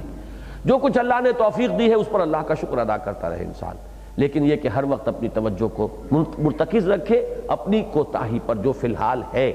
تاکہ غرور پیدا نہ ہو، تکبر پیدا نہ ہو، عجب پیدا نہ ہو۔ یہ ہے اصل میں اس آیہ مبارکہ کا جو اصل یعنی ہمارے لیے رہنمائی والا پہلو ہے۔ فَلَا تُزَكُّوا أَنفُسَكُمْ هُوَ أَعْلَمُ بِمَنِ اتَّقَى، اس میں ایک بڑا لطیف اشارہ ہے. اگر کوئی حقیقتاً متقی ہے تو اللہ کی نگاہ سے چھپا ہوا نہیں ہے، وہ کبھی اپنے تقوی کا اشتہار نہیں دے گا. یہاں بھی پھر میں عرض کر دوں کہ اس کا یہ مطلب نہ لے لیا جائے کہ جو نیکی کے کام علی اعلان کرنے کے ہیں دین میں ان کو بھی انسان نہ کرے. دیکھیں نا، چونکہ آپ کے علم میں ہوگا کہ ہمارے ہاں صوفیہ کا ایک فرقہ ملامتیہ مشہور ہے. وہ ملامتیہ فرقہ کون سا ہوتا تھا کہ جو جان بوجھ کر گناہ کے کام کرتے تھے، گندگی میں ملوث ہوتے تھے تاکہ لوگ ہمیں متقی نہ سمجھیں. لوگ متقی سمجھیں گے تو ہمارے اندر غرور پیدا ہو جائے گا، ہم جو ہے ہمارے اندر نفس ہمارا موٹا ہوگا. تو برعکس کام کرو، برائی کے کام کرو تاکہ لوگ تمہیں ملامت کریں. تو یہ بہتر ہے اس سے کہ تم نیکی کے کام کرو اور لوگ تمہاری تعریف کریں. اس میں زیادہ خطرہ ہے، اس میں خطرہ کوئی نہیں ہے. نیکی اپنے اندر چھپا کر رکھو، رب جانتا ہی ہے،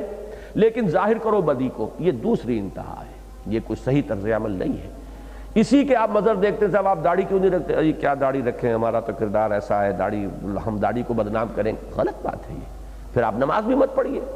کہ نماز کو بدنام کریں گے آپ.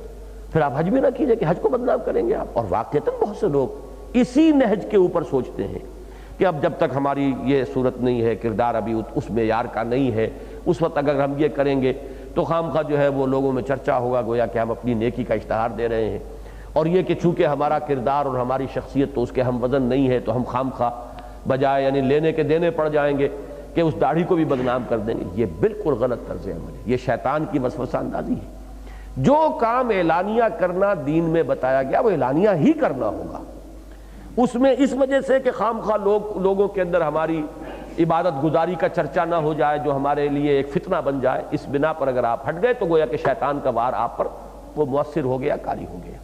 نماز باجماعت فرض ہے، اور وہ فرض علی الاعلان ہی آپ کے اوپر کی گئی ہے کہ باجماعت جا کر آپ نماز ادا کریں. سب کو معلوم ہو کہ آپ نے نماز پڑھی. زکوٰۃ کا ادا کرنا، زکوٰۃ مفروضہ علی الاعلان کیجئے، اس لیے کہ وہ فرض ہے.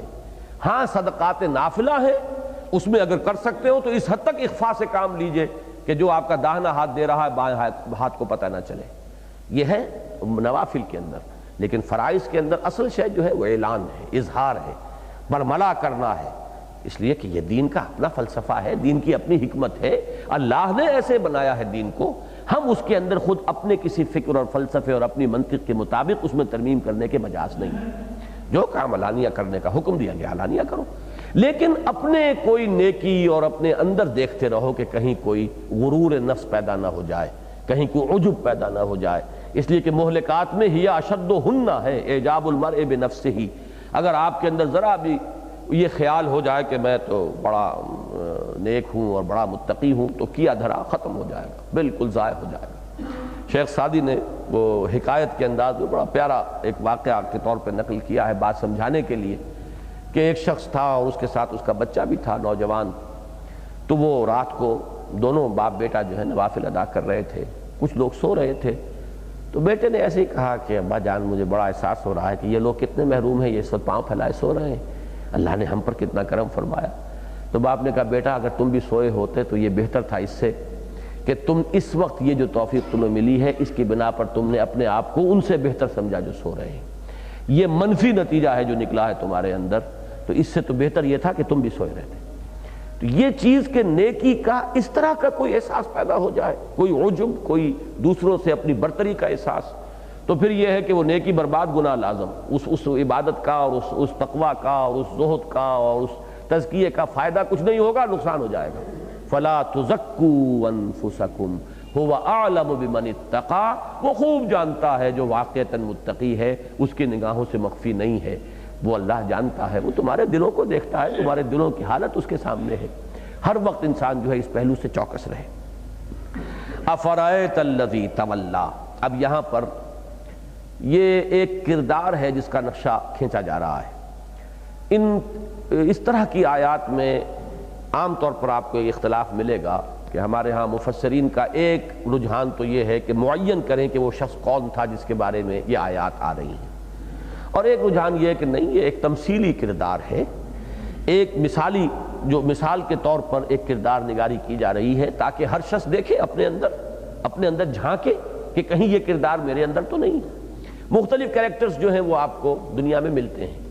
حضور صلی اللہ علیہ وسلم پر ایمان لانے والے بھی سب ایک درجے کے نہیں تھے، ایک مزاج کے نہیں تھے۔ ہر گلیرا رنگ و بوئے دیگر است، ہر ایک کا اپنا ایک مزاج تھا۔ ابو بکر کا اپنا مزاج ہے، عمر کا اپنا مزاج ہے۔ ارحم امتی بے امتی ابو بکر واشدہم فی امر اللہ عمر، تو ایک مزاج ہے، مختلف ہے، فرق ہے۔ پھر مدارج ہے، فض مراتب نکنی زندگی۔ اسی طرح جو آپ کے مخالفین اور معاندین تھے وہ بھی سب ایک طرح کے نہیں تھے۔ آخر اسلام کے کلمے سے تو محروم ابو طالب بھی گئے دنیا سے، لیکن اس کا کردار کچھ اور تھا۔ ان میں سے تو ہم میں سے کون ہے کہ جو یہ کہہ سکے کہ میرے کندھے پر ان کے احسان کا بوجھ نہیں ہے؟ اگر پورے 10 برس آغاز وحی سے لے کر سن 1090 تک انہوں نے ساتھ دیا ہے حضور صلی اللہ علیہ وسلم کا، تو وہ محسن ہیں ہمارے۔ لیکن اس دنیا سے بہرحال وہ بغیر کلمہ اسلام کے گئے ہیں۔ حضور نے فرمایا اسی لیے کہ جہنم میں سب سے ہلکا عذاب ہوگا ابو طالب کو، لیکن وہ سب سے ہلکا عذاب بھی کیا ہے کہ آگ کی 2 جوتیاں پہنائی جائیں گی جن کے زیر اثر اس کھوپڑی میں بھیجا ایسے پکے گا جیسے کہ ہنڈیا جو ہے وہ چولہے کے اوپر پکتی ہے۔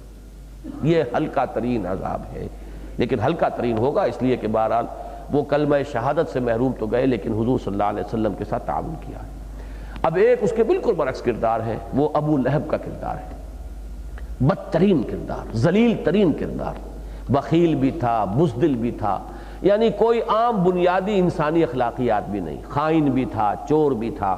اگرچہ سرمایہ دار تھا، صاحب حیثیت تھا، عبد المطلب کا بیٹا تھا، شکل و صورت بہت اچھی تھی، انگارے کے مانند اس کی آنکھیں تھیں، بہت بڑی بڑی آنکھیں اور بہت یعنی سرخ و سفید رنگت والا،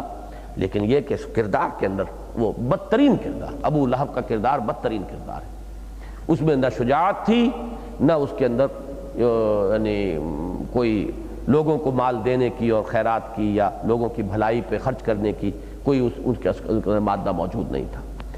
اب اس کے درمیان میں ان 2 کرداروں کے درمیان آپ کو 2 اور کردار ملیں گے۔ ایک ابو جہل کا ہے،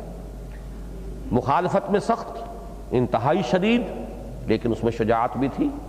اس نے اپنے کفر کے لیے گردن کٹوا دی، کہ گویا کہ اس کے اندر کم سے کم بزدلی نہیں تھی۔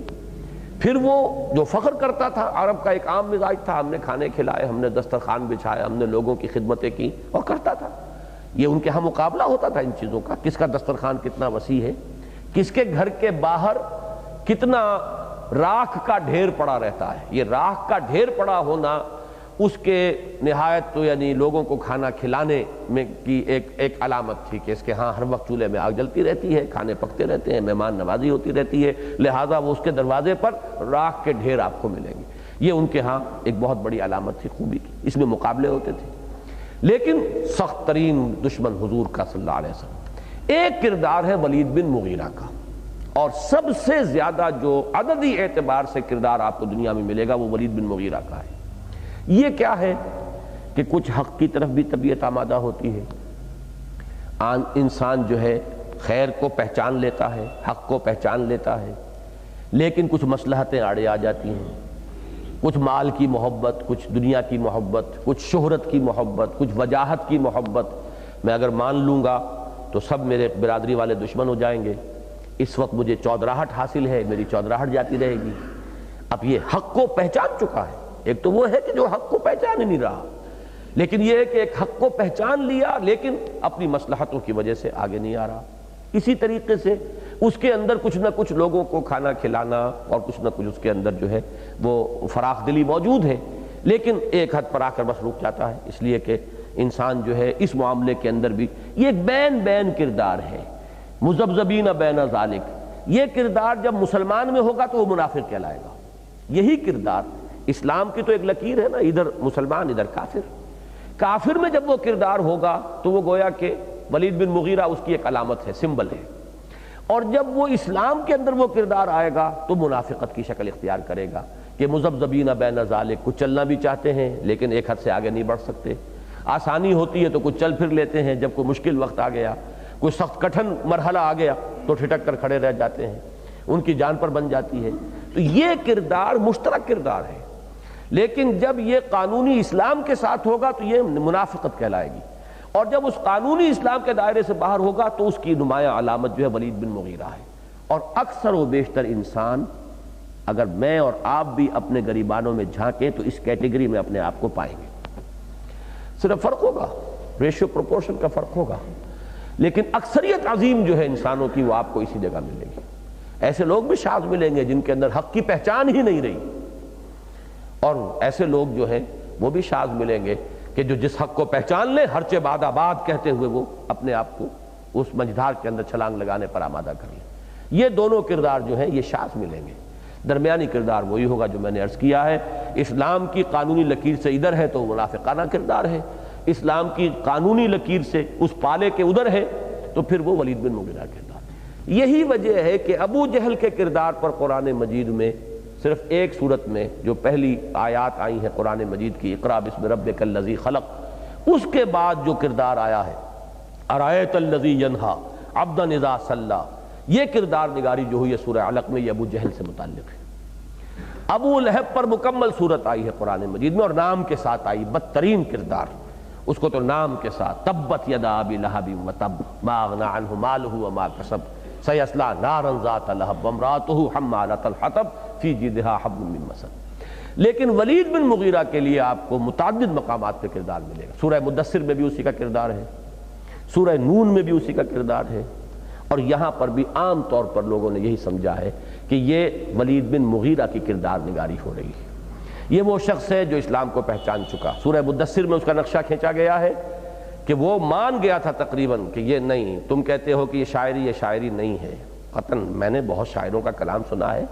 یہ محمد جو پیش کر رہے ہیں شاعری نہیں ہے۔ اچھا تم کہتے ہو یہ کہانت ہے، میں ہرگز نہیں کہہ سکتا یہ کہانت ہے، میرے بہت سے کاہنوں کے ساتھ میرے مراسم میں دوستیاں ہیں، میں ان کے کلام کو پہچانتا ہوں، پرکھتا ہوں، یہ کہانت نہیں ہے۔ اب لوگوں کے ہاتھوں کے طوطے اڑ گئے کہ گیا یہ تو ہاتھ سے ولید بن مغیرہ، اس پر تو جادو چل گیا محمد کا۔ انہوں نے جو شور مچایا تو فوراً پھر اس نے وہ جو پانسا پلٹا ہے اس کے بعد پیترا بدلا اس نے، یہ سحر یوسر ان ھذا الا قول البشر، نہیں ٹھیک ہے یہ سحر ہے، جادو ہے جو چلا آ رہا ہے اور قول بشر ہے، میں نہیں مانتا کہ اللہ کا کلام ہے جو محمد پیش کر رہے ہیں۔ محروم رہ گئے قریب آ کر کہ قسمت کی خوبی دیکھیے، ٹوٹی کہاں کمند، دو چار ہاتھ جب کہ لبے بام رہ گیا، ان تمام وادیوں کو طے کر آیا، پہنچ گیا، لیکن یہ کہ پھر وہ چودراہٹ کی جو بیڑی تھی وہ پاؤں میں ایسی پڑی ہوئی تھی کہ اس نے کھینچ کر دوبارہ جہنم میں اوندا پہنچا دیا۔ بالکل یہی معاملہ ہوا تھا قیصر روم کا، ہرقل کا۔ ہرقل بالکل پہنچ چکا تھا، صرف وہ یہ چاہتا تھا کہ جس طرح کبھی کانسٹینٹائن جو تھا، ایمپرر کانسٹینٹائن، جس طرح اس نے اس وقت جب کرسچینٹی قبول کی تھی تو این بلاک پوری مملکت جو ہے عیسائیت قبول اس نے کر لی، نتیجہ کیا نکلا کہ وہ نظام جو تھا برقرار رہا اور شہنشاہ رہا۔ وہ یہی چاہتا تھا کہ سب لوگ میرے جو ہے مان لیں محمد کو صلی اللہ علیہ وسلم۔ اس نے دربار میں بلا کر ابو سفیان سے جو مکالمہ کیا ہے وہ تاریخ کا ایک اہم چیپٹر ہے سیرت النبی کا، کہ کس طرح اس نے ایک سوال کر کے حقیقت کو ابو سفیان کی زبان سے نکلوایا ہے۔ وہ اس وقت تک کفر پر تھے، لیکن وہ خود کہتے ہیں کہ میں بارہا یہ سوچتا تھا کہ میں اس کے سوال کے جواب میں جھوٹ بول دوں۔ اس نے کہا کہ کیا اس سے کبھی جھوٹ بولا؟ اب یہ کہنا چاہتا تھا کہ محمد نے جھوٹ بولا ہے، لیکن اس نے کہا کہ میں کیسے کہتا، میرے ساتھ دوسرے لوگ موجود تھے قریش کے قافلے کے لوگ جو تھے، وہ کہتے اپنے دل میں کہ اتنا بڑا سردار ہو کر جھوٹ بول رہا، تو ان لوگوں کے اس خیال کی وجہ سے میں نے جھوٹ نہیں بولا اور سب سچ اگل دیے۔ اور وہ جو ایک وکیل، ماہر وکیل کی طرح جرح کر کے جیسے کہ وکیل گواہ کے اندر سے اگلواتا ہے، تو ہرقل ایک ماہر وکیل کی طرح اس کے اندر سے حق اگلوا رہا تھا، سچائیاں نکلوا رہا تھا۔ سب کچھ کس لیے کر رہا تھا کہ یہ بطارقہ جو بیٹھے ہوئے تھے اور جو سپہ سالار بیٹھے ہوئے تھے اور 20,000 30,000 منصبدار جو بیٹھے ہوئے تھے، ان سب پر حق منکشف ہو جائے کسی طرح، تاکہ ہم سب ایمان لے آئیں تو میری چودراہٹ موجود رہے، برقرار رہے۔ اگر میں نے ایک انڈیویجول کی حیثیت سے اسلام قبول کیا تو میرا پتہ چاک کر دیں گے۔ یہ وہ بیڑی تھی اقتدار کی، مصلحت پرستی، کہ جس کی وجہ سے محروم رہ گیا۔ تو یہ ہے وہ کردار۔ اب آپ اس کو دیکھیے، عرب کے اس وقت کے ماحول کے اعتبار سے اس کردار کو پہچاننا بہت ضروری ہے، اور عام طور پر بھی اس کردار کی پہچان بہت ضروری ہے، اس لیے کہ جیسا کہ میں عرض کر چکا ہوں، ہمیشہ اکثریت انسانوں کی آپ کو اسی کردار کے اندر ملے گی۔ افرأیت الذی تولی واعطی قلیلا واکدی، کیا تم نے دیکھا اس شخص کو جس نے روگردانی کر لی، پیٹھ موڑ لی؟ زیادہ تفصیلی نقشہ جو ہے وہ سورہ مدثر کے اندر آئے گا، ہم پڑھیں گے، اور ابھی میں نے وہ آپ کو وہ آیات کا حوالہ بھی دیا ہے۔ وَأَعْطَى قَلِيلًا، دیا کچھ، وَأَقْدَى، اور پھر وہ رک گیا۔ اب یہ دیا سے کچھ لوگوں نے یہ لیا ہے کہ اس نے کچھ بہت فراخ دلی کے ساتھ کچھ دیا بھی، کچھ مال خیرات بھی کیا، پھر ایک دم جو ہے وہ بخیل ہو گیا، اس نے اپنے خزانے کے دروازے بند کر لیے۔ لیکن اعطاء جو ہے اس سے زیادہ وسیع مفہوم کا حامل لفظ ہے۔ حق کی طرف آنا، حق کو تسلیم کرنا، یہ بھی ایک اعطاء ہے۔ مان لیا، یہ آتا ہے آئی گرانٹ، آپ کی یہ بات جو ہے میں آئی گرانٹڈ کہ یہ صحیح ہے، میں نے تسلیم کر لیا، تو اس میں بھی گرانٹ کا لفظ جو انگریزی میں آتا ہے وہ اسی سینس میں آتا ہے کہ میں نے آپ کی یہ بات جو ہے تسلیم کر لی کہ یہ بات درست ہے۔ تو اسلام کے قریب بھی آیا اور کچھ نہ کچھ وہ کرتا تھا، لوگوں کو کھانا کھلانا اور جو بھی ان کے ہاں بنیادی جو انسانی کردار کے لوازم تھے اس میں بھی کچھ آگے بڑھتا تھا۔ لیکن یہ کہ بہرحال جب اللہ اور آخرت انسانی اخلاق کے لیے جو یہ چٹانیں ہیں جن کے اوپر کہ یہ قصر تعمیر ہو سکتا ہے، بلند سے بلند منزل تو وہیں لے جائیں گے جہاں نیچے چٹان ہو، چٹان کے اوپر آپ کی تعمیر ہوئی ہے تو آپ منزل پر منزل چڑھاتے جائیے۔ بودی زمین کے اوپر تعمیر کر لی ہے تو ظاہر بات ہے کہ یا تو پائلنگ کیجئے پہلے جیسا کہ آج کل ہو رہا ہے، لیکن جب تک یہ پائلنگ نہیں تھی تو وہ بودی زمین کے اوپر تو ایک ہی منزل کا مکان بن سکے گا، اوپر تو آپ دوسری منزل نہیں کھڑی کر سکتے۔ تو یہ ہے عقدہ، کہتے ہیں کہ کوئی شخص زمین کھود رہا ہو تو کھودتے کھودتے اچانک کسی چٹان ایسی آ جائے کہ جس کو اب وہ توڑ نہ سکے، تو یہ عقدہ کا مفہوم اس سے ادا ہوتا ہے۔ کچھ کیا، آگے رک گیا، آگے جا کر اس کے قواشل ہو گئے۔ افرأیت الذی تولی وآتی قلیلا واقدا، کچھ محنت، کچھ کوشش، کچھ آگے بڑھنا، پھر پیچھے ہٹ جانا،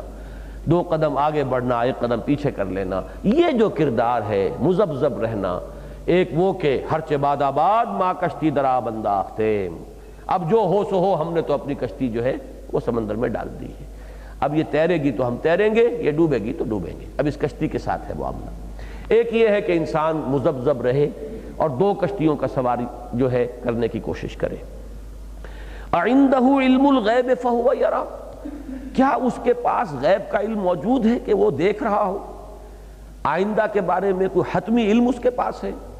اس لیے کہ جیسے سورہ مدثر میں کردار زیادہ تفصیل سے آئے گا، وہاں اس کے یہ الفاظ آتے ہیں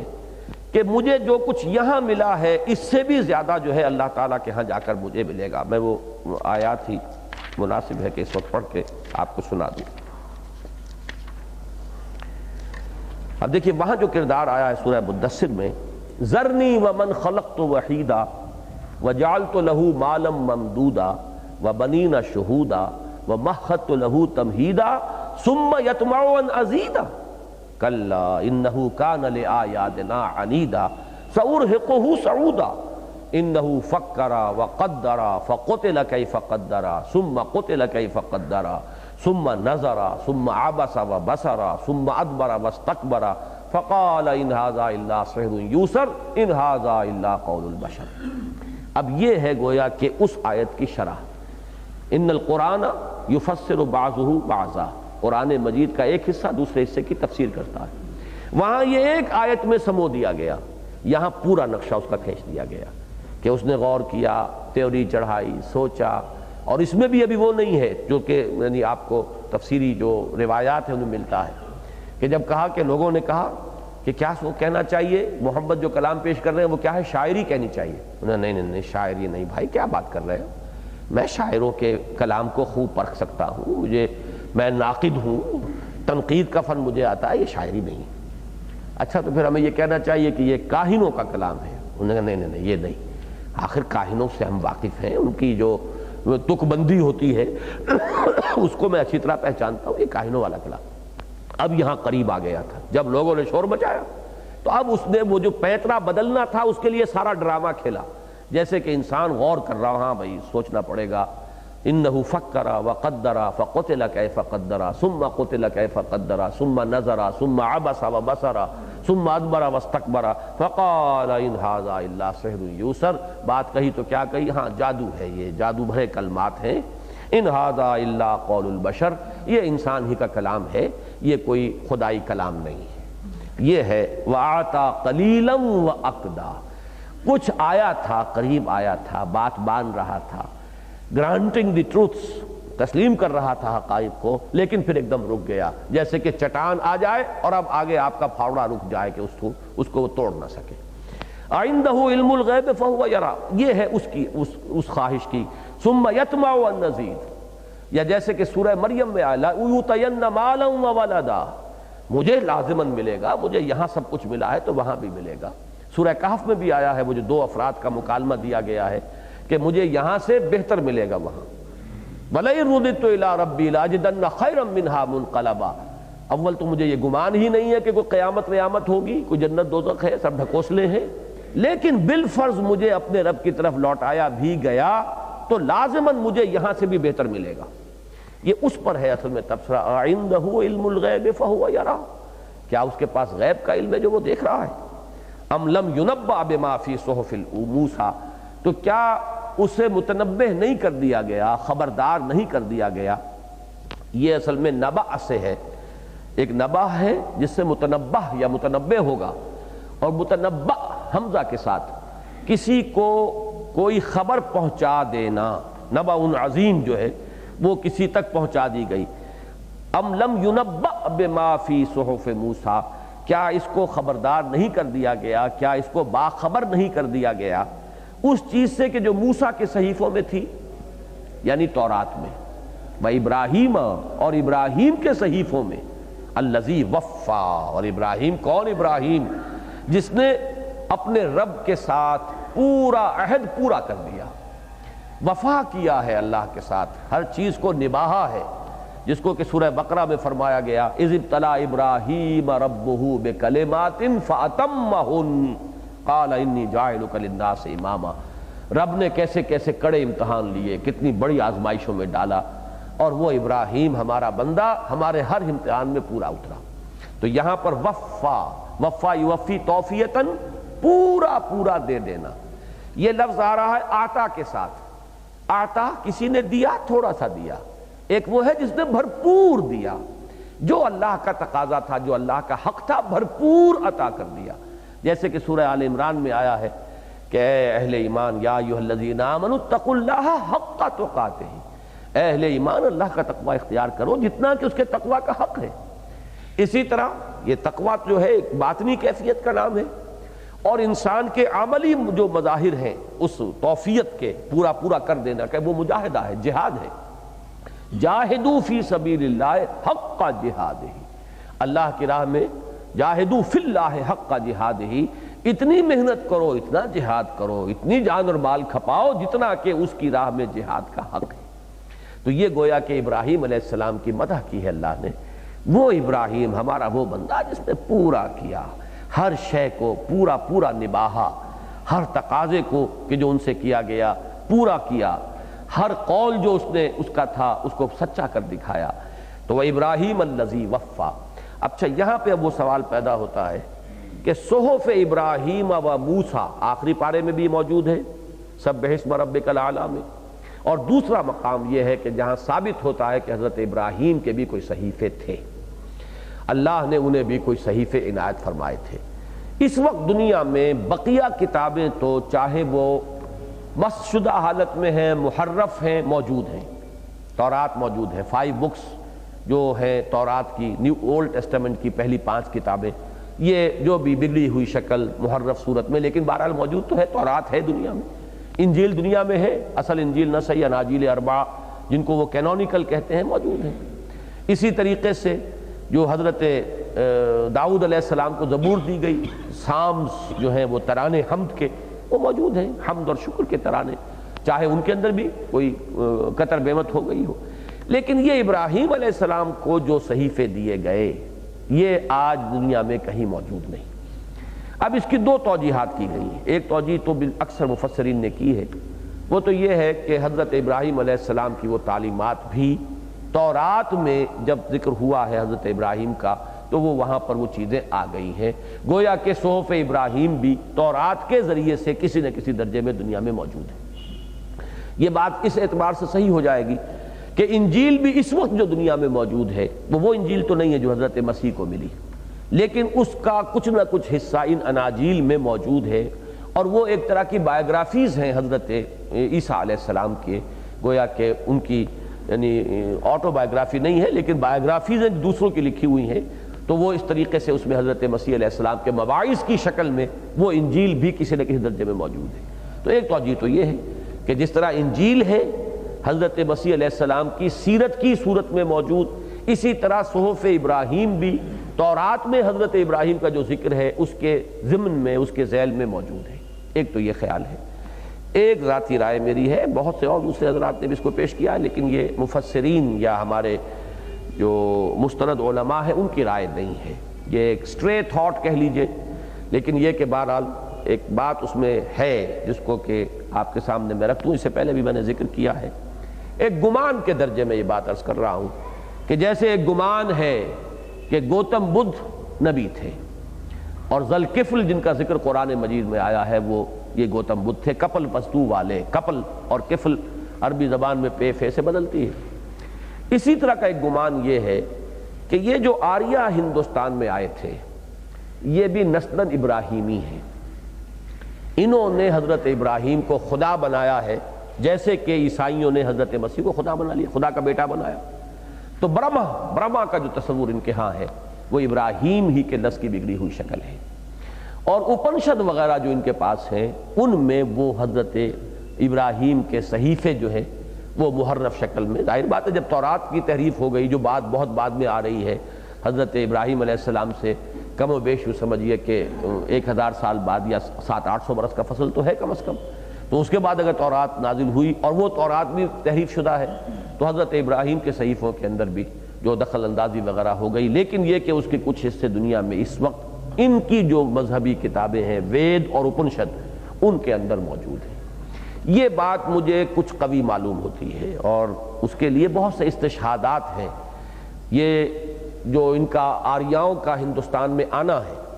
اس کے بارے میں بھی پہلے یہ خیال تھا کہ شاید 5000 برس پہلے آئے تھے، لیکن ہوتے ہوتے جدید تحقیقات نے ثابت کر دیا ہے کہ 3000 سال سے زیادہ پرانا نہیں ہے معاملہ، اور 3000 سال سے زیادہ پرانا نہیں ہے معاملہ یہود کے مصر سے نکلنے کا۔ یہود جب مصر سے نکلے ہیں 12 قبیلے تھے، اور یہ ہوا ہے 1300 قبل مسیح میں، 1300 قبل مسیح، اور اب آپ 2000 شامل کر لیجئے، 1987 میں ہم بیٹھے ہوئے ہیں، تو یہ 2300 برس بنے۔ اس وقت جو قبائل نکلے ہیں 12 قبیلے جو آئے ہیں ان میں سے بعض قبائل جو ہیں ان کے بارے میں عام طور پر ایک لفظ استعمال ہوتا ہے the last tribes of the house of Israel. کچھ قبیلوں کا پتہ ہی نہیں چلتا وہ کہاں گئے، یعنی جو یہود کی اپنی تاریخی جو لٹریچر ہے اس کے اندر ان کا ذکر نہیں ہے، گم ہو گئے وہ، دی لاسٹ ٹرائبز، گم شدہ قبیلے۔ تو ایک گمان غالب یہ ہے اس وقت کہ وہی قبیلے ہیں کہ جو یہاں آ گئے تھے، اور ہنود اور یہود کی جو ذہنی اور ان کی مزاجی جو مشابہت ہے، ان کے مزاج کے اندر جو ایک دوسرے کے ساتھ قرب ہے، وہ بھی ایک دلیل بنتی ہے اس بات کی کہ یہ آئے۔ اور جب یہ آئے اسی طریقے سے حضرت یعقوب کے بڑے بھائی عیسو، ان کی اولاد کہاں گئی؟ آخر وہ بھی ابراہیمی تھے نا، ان کے اندر بھی حضرت ابراہیم علیہ السلام کی تعلیمات، ان کا بھی کوئی وجود نہیں ملتا۔ یہ اس طریقے سے حضرت ابراہیم کی نسل کی مختلف شاخیں جو ہیں وہ ہو سکتا ہے کہ یہاں پر بھی آئی ہوں اور انہوں نے اپنے دین کو بگاڑ کر یہ شکل بنا لی ہو جو آج ہندو مذہب کی صورت میں ہمارے پاس موجود ہے۔ واللہ عالم، یہ گمان کے درجے کی بات ہے جو میں کہہ رہا ہوں، لیکن یہ کہ یہ بات میں نے اصولاً کئی مرتبہ عرض کی ہے، اہم مضامین قرآن مجید میں 2 جگہ ضرور آتے ہیں،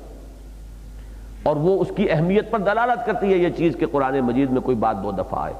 تو صحف ابراہیم و موسیٰ سورۃ الاعلیٰ میں، اور یہاں فی صحف موسیٰ و ابراہیم الذی وفا، گویا کہ ان 2 مقامات نے اس مضمون کی اہمیت کو مؤکد کر دیا ہے۔ اور صحیفے کا لفظ حضرت ابراہیم علیہ السلام پر بھی اگر اطلاق ہو رہا ہے تو کہیں نہ کہیں وہ چیز جو ہے چاہے بگڑی ہوئی شکل میں ہو موجود ہوگی، واللہ عالم۔ لیکن وہ اصل بات کیا تھی جس کے لیے حوالہ دیا گیا؟ یہ اس سورہ مبارکہ کے بڑے اہم مضامین میں سے ایک مضمون ہے جو پہلے بھی آ چکا ہے، ام للانسان ما تمنا، کیا انسان کے لیے ہے جو بھی وہ آرزو کرے، تمنائیں، وشفل تھنکنگ، تمناؤں کے سہارے انسان جیے گا۔ یہاں پر بھی اسی بات کو ایک عکسی انداز میں، جیسے ہر تھیورم کا ایک کانورس ہوتا ہے، تو اس سٹیٹمنٹ کا یہ کانورس ہے، اللہ تزر وازرۃ وزر اخری وان لیس للانسان الا ما سعی وان سعیہ سوف یری ثم یجزاہ الجزاء الاوفی۔ یہ 4 آیات بہت اہم ہیں کہ انسان کے لیے وہی کچھ ہے جس کے لیے کہ اس نے محنت کی ہے۔ اصل معاملہ انسان کی محنت کا ہے، سعی کا ہے، جد و جہد کا ہے، خواہشات کا نہیں ہے۔ امنیات کا نہیں ہے، امانی کا نہیں ہے، وشفل تھنکنگ سے کچھ نہیں ہوگا۔ اس دنیا کو اللہ نے جس اصول پر بنایا ہے وہ یہ ہے کہ ہر شخص کو محنت کرنی ہے، بھاگ دوڑ کرنی ہے، محنت ہی سے کچھ بنے گا۔ یہاں پہ اگرچہ مفسرین نے بہت سے مباحث چھیڑ دیے ہیں کہ آخر ایصال ثواب کا مسئلہ ہے، وہ تو انسان کی اپنی محنت نہیں ہے۔ اسی طریقے سے جس کو ہم صدقہ جاریہ کہتے ہیں اس کا بھی ایک وجود ہے۔ استغفار ہم کر رہے ہیں کسی کے لیے تو آیا اس کا بھی کوئی وجود ہے کہ نہیں ہے؟ یہاں تو ہے ان لیس للانسان الا ما سعی۔ اس کو اگر بالکل لٹرل سینس میں لیا جائے گا تو اس کے معنی تو یہ کہ انسان کے لیے کچھ بھی نہیں ہے سوائے اس کے جس کے لیے اس نے خود محنت کی ہو۔ تو خود محنت نہیں کی ہے تو ایصال ثواب کیسا؟ یہ تو عمل تو آپ کا ہے، آپ نے کوئی خیرات کی اور کہا کہ اس کا ثواب اس کو پہنچ جائے تو نفی ہو رہی ہے اس کی۔ اسی طریقے سے آپ استغفار کر رہے ہیں، اللہ معاف فرما دے، کیوں معاف فرما دے؟ اگر اس نے کام ایسے غلط کیا تو کیوں معاف فرما دے؟ اس قانون کے خلاف ہو جائے گا۔ ان چیزوں کی نفی نہیں ہے، وہ چیزیں اپنی جگہ پر جو قرآن سے، سنت سے، حدیث سے ثابت ہوں ان کا اس بات کرتے ہوئے اصل بات کیا ہے کہ انسان کی سوچ کا جو بنیادی پتھر ہونا چاہیے وہ یہ ہے کہ اصل شے اپنی محنت ہے، اس کو ایمفیسائز کرنا ہے، باقی چیزوں کی نفی نہیں، جسے ہم کہتے ہیں مفہوم مخالف، کہ اس کا مطلب یہ کہ جو چیز بھی اس کے خلاف ہے پھر وہ باطل ہو جائے گی، نہیں، اس کا جو بھی جزوی طور پر اس بات ہوگا قرآن مجید کے دوسرے مقامات سے۔ استغفار تو قرآن سے ثابت ہے کہ نہیں؟ استغفار ظاہر بات ہے کہ انسان کی اپنی محنت تو نہیں ہے۔ میں آپ کے لیے استغفار کر رہا ہوں، آپ میرے لیے کر رہے ہیں، حضور کے پاس جاتے تھے صحابہ استغفار کے لیے، قرآن میں مذکور ہے، تو استغفار ہے۔ لہذا جو چیزیں بھی کہ کتاب و سنت سے ثابت ہو جائیں گی، جیسے کہ قرآن یہ لاء کی کتابوں میں ہوتا ہے کہ یہ سیکشن ریڈ ود فلاں سیکشن، یعنی اس سے یہ چیز بھی ایک ہے لیکن اس کو اس کے ساتھ پڑھا جائے گا، اس کی نفی نہیں کی جائے گی۔ اس سیکشن میں جو کچھ بات ہے وہ اس کی نفی اس سے نہیں ہو رہی ہے بلکہ ان دونوں کو ایک ساتھ جوڑ کر بات کو سمجھا جائے گا، تو ریڈ ود۔ اسی طریقے سے قرآن مجید میں بھی جو بھی بات سامنے آئے اس کے ساتھ جو دوسری چیزیں، دوسرے پہلو اس مسئلے کے قرآن مجید میں دوسرے مقامات پر ہوں ان کو ان کے ساتھ پڑھا جانا چاہیے، they should be read with them۔ اس درجے تک تو بات صحیح ہوگی، لیکن اس آیت کا اس مقام پر جو زور ہے اس کو اس سے نفی نہیں کر دینی چاہیے اس کی، کہ اصل زور اسی بات پر ہے الیس للانسان الا ما سعی، اللہ تزر وازرۃ وزر اخری۔ نمبر 1، کوئی جان نہیں کسی اٹھانے والی کسی اور جان کے بوجھ کو، اپنا اپنا بوجھ اٹھانا پڑے گا، اپنی اپنی گٹھڑی اٹھانی پڑے گی، اپنے اعمال کی جواب دہی خود کرنی ہوگی، اپنا حساب خود فیس کرنا ہوگا، اپنی اکاؤنٹیبلٹی خود فیس کرنی ہوگی۔ یہ تو ایک بات ہے، کوئی کسی کا بوجھ وہاں نہیں اٹھائے گا۔ ایک بات ان لیس للانسان الا ما سعی، اصلاً انسان کے لیے وہی کچھ ہے جس کے لیے اس نے محنت کی۔ اب اس میں مثلا صدقہ جاریہ کا تصور جو ہے وہ اس کے ساتھ جڑ جاتا ہے۔ صدقہ جاریہ میں سب سے بڑی شے کیا ہے؟ آپ نے کوئی خیر کا کام کیا جس کا سلسلہ چل رہا ہے تو وہ تو آپ کی صحیح ہے۔ آپ نے خیر کا کوئی کام شروع کیا جس سے اب استفادہ ہو رہا ہے خلق کو آپ کے مرنے کے بعد بھی تو وہ آپ کی صحیح ہے، اس کی تو نفی نہیں ہوئی۔ آپ نے اپنی اولاد کی تربیت اچھی کی، صدقہ جاریہ سب سے بڑا صدقہ جاریہ نیک اولاد ہے، تو یہ آپ کی تربیت ہے نا جس کا کہ آپ کو ایک اثر جو ہے اور ایک اس کا کریڈٹ جو ہے مسلسل ملتا چلا جا رہا ہے۔ لیکن اس کے علاوہ استغفار ہے، یا یہ کہ کوئی چیز بہت مختلف احادیث سے ثابت ہوتا ہے۔ ایک صحابی جو ہے وہ آتے ہیں کہ میرے والد پر حج فرض ہو گیا ہے، یعنی اتنے پیسے اب ان کے پاس ہیں کہ حج فرض ہو گیا، اس سے پہلے نہیں تھے، لیکن وہ اب اس درجے ضعیف ہیں کہ وہ تو سواری کی پیٹھ پر بیٹھ بھی نہیں سکتے، تو حضور نے فرمایا تم ان کی جگہ پر حج کر دو۔ تو اب یہ ان کی صحیح تو نہ ہوئی لیکن یہ کہ ان کا حج شمار ہو جائے گا۔ تو حج بدل کا معاملہ اگر وہ ثابت ہے تو اس کو ان تمام چیزوں کی نفی نہ کیجئے، لیکن اس آیت کا جو زور ہے اس کو بھی مت توڑیے۔ ان دونوں کو میں نے آج کے درس میں آپ کو متعدد چیزیں ایسی بتائی ہیں کہ دو انتہاؤں کے مابین اپنے موقف کو قائم نہیں رکھیں گے تو مغالطے ہو جائیں گے۔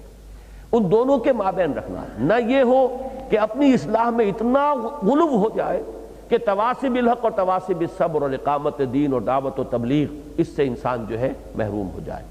نہ یہ ہو کہ دوسروں ہی کو ریبڑیاں بانٹتا رہے اور تنسون انفسکم وانتم تتلون الکتاب، واعظ پر واعظ فرما رہے ہیں، نہ اپنے گھر والوں کی فکر ہے نہ اپنی ذات کی فکر ہے، یہ دوسری انتہا ہو جائے گی۔ ہمیں ایک معتدل روش اختیار کرنی ہے۔ اسی طرح اس میں بھی معاملہ ہے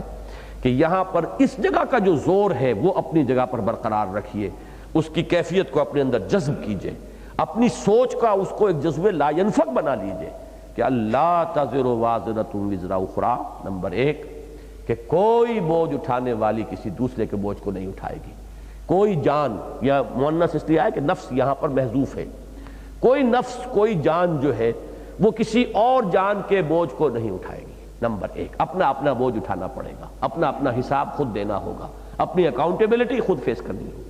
وَأَن لَيْسَ لِلْإِنسَانِ إِلَّا مَا سَعَىٰ، نمبر 2 نہیں ہے انسان کے لیے مگر وہی جس کے لیے اس نے محنت کی. یہ اصول اپنی جگہ یہی رہے گا. ایکسیپشنز وہ ہو جائیں گی جو کتاب و سنت سے ثابت ہو جائیں. یہ نہیں کہ ہماری تمنائیں ہوں، ہماری وشفل تھنکنگ ہو، ہمارے من گھڑت خیالات ہوں، وہ نہیں جو کتاب و سنت سے ثابت ہو. نمبر 3 وَأَنَّ سَعْيَهُ سَوْفَ يُرَىٰ، اور یہ کہ جو اس کی سعی ہے، جو محنت اس نے کی ہے، وہ لازماً 2 ترجمے کیے گئے ہیں یہاں. اکثر نے کیا اس کو دکھا دی جائے گی، یُرَىٰ اس کو دکھا دی جائے گی، اس کے سامنے رکھ دی جائے گی. جیسے کہ آخری پارے کی صورت میں آیا ہے کہ فَمَن يَعْمَلْ مِثْقَالَ ذَرَّةٍ خَيْرًا يَرَهُ وَمَن يَعْمَلْ مِثْقَالَ ذَرَّةٍ شَرًّا يَرَهُ. اور اس میں بھی ایک عجیب نکتہ ہے، یُرَىٰ کہا ہے، یہ نہیں کہا کہ لازماً اس کی جزا یا سزا ہوگی، یہ نہیں کہا ہے. اللہ تعالیٰ معاف فرما دے، اس کا اختیار ہے. دکھا ضرور دیا جائے گا تاکہ پتہ چل جائے کہ اللہ نے کتنی مجھ پر کتنا کرم فرمایا ہے، میری حقیقت کیا تھی. اسی طریقے سے نیکی اور بدی کا ڈیبٹ کریڈٹ بھی ہوگا. آپ کی نیکیاں ہیں لیکن آپ نے لوگوں کی حق تلفیاں کی ہوئی ہیں، حقوق ان کے مارے ہوئے، آپ کی نیکیاں ان کو دی جائیں گی. لازم نہیں کہ اس نیکی کا بدلہ آپ کو مل جائے، ہو سکتا ہے وہ ڈیبٹ کریڈٹ میں اکاؤنٹ ہو جائے، کہیں اس اکاؤنٹ میں اس کی نفی ہو جائے گی، لیکن دکھا دی جائے گی، وہ آج سامنے لازماً آ جائے گی. فَمَن يَعْمَلْ مِثْقَالَ ذَرَّةٍ خَيْرًا يَرَهُ وَمَن يَعْمَلْ مِثْقَالَ ذَرَّةٍ شَرًّا يَرَهُ. جس نے بھی نیکی کی ہوگی ذرے کے ہم وزن وہ اس کو دیکھ لے گا، اور جس نے بھی بدی کی ہوگی ذرے کے ہم وزن سامنے موجود پائے گا. یہاں پر بھی وہی لفظ یُرَىٰ آیا ہے، أَنَّ سَعْيَهُ سَوْفَ يُرَىٰ. اللہ تعالیٰ کسی کی سعی کو تلف کرنے والا نہیں، ضائع کرنے والا نہیں ہے. اس کی سعی جو ہوگی وہ لازماً اسے دکھا دی جائے گی. ایک ترجمہ ایک صاحب نے کیا ہے، بڑا لطیف ترجمہ ہے ویسے وہ، کہ أَنَّ سَعْيَهُ سَوْفَ يُرَىٰ، اور اس کی سعی جو ہے اس کا لازماً ملاحظہ کیا جائے گا، اللہ دیکھے گا، اللہ اس کا ملاحظہ فرمائے گا. یہ جیسے شاہن انداز ہوتا ہے، شاہی انداز کہ ان کا اعمال نامہ ہے، جب اللہ تعالیٰ اس کو کسی قدر افزائی کے انداز میں ملاحظہ فرمائے گا تو یہ خود اپنی جگہ پر ایک بہت بڑا اعزاز و اکرام ہوگا. وَأَنَّ سَعْيَهُ سَوْفَ يُرَىٰ، دیکھی جائے گی اس کی، یعنی نگلیکٹ نہیں کی جائے گی اس کی کسی نیکی، اس کی کسی سعی کو جو ہے وہ نظر انداز نہیں کیا جائے گا. یہ مطلب اس کی جو اس کی کمائی جو ہے وہ دیکھی جائے گی، اس کا حساب کیا جائے گا. وَأَنَّ سَعْيَهُ سَوْفَ يُرَىٰ، بس مراد میں کوئی فرق واقع نہیں ہوتا. اصل میں تو نفی کی جا رہی ہے اس کی کہ وشفل تھنکنگ نہ ہو، اصل جو ہے وہ عمل پر اور محنت پر اور جد و جہد کے اوپر معاملہ ہوگا، اور کسی کا عمل جو ہے وہ ضائع ہونے والا نہیں. ثُمَّ يُجْزَاهُ الْجَزَاءَ الْأَوْفَىٰ، اور پھر اس کو بدلہ دیا جائے گا، بھرپور بدلہ. اوفا یہاں پر افعل التفضیل کے وزن پر آیا ہے کہ وفا سے یہ اوفا،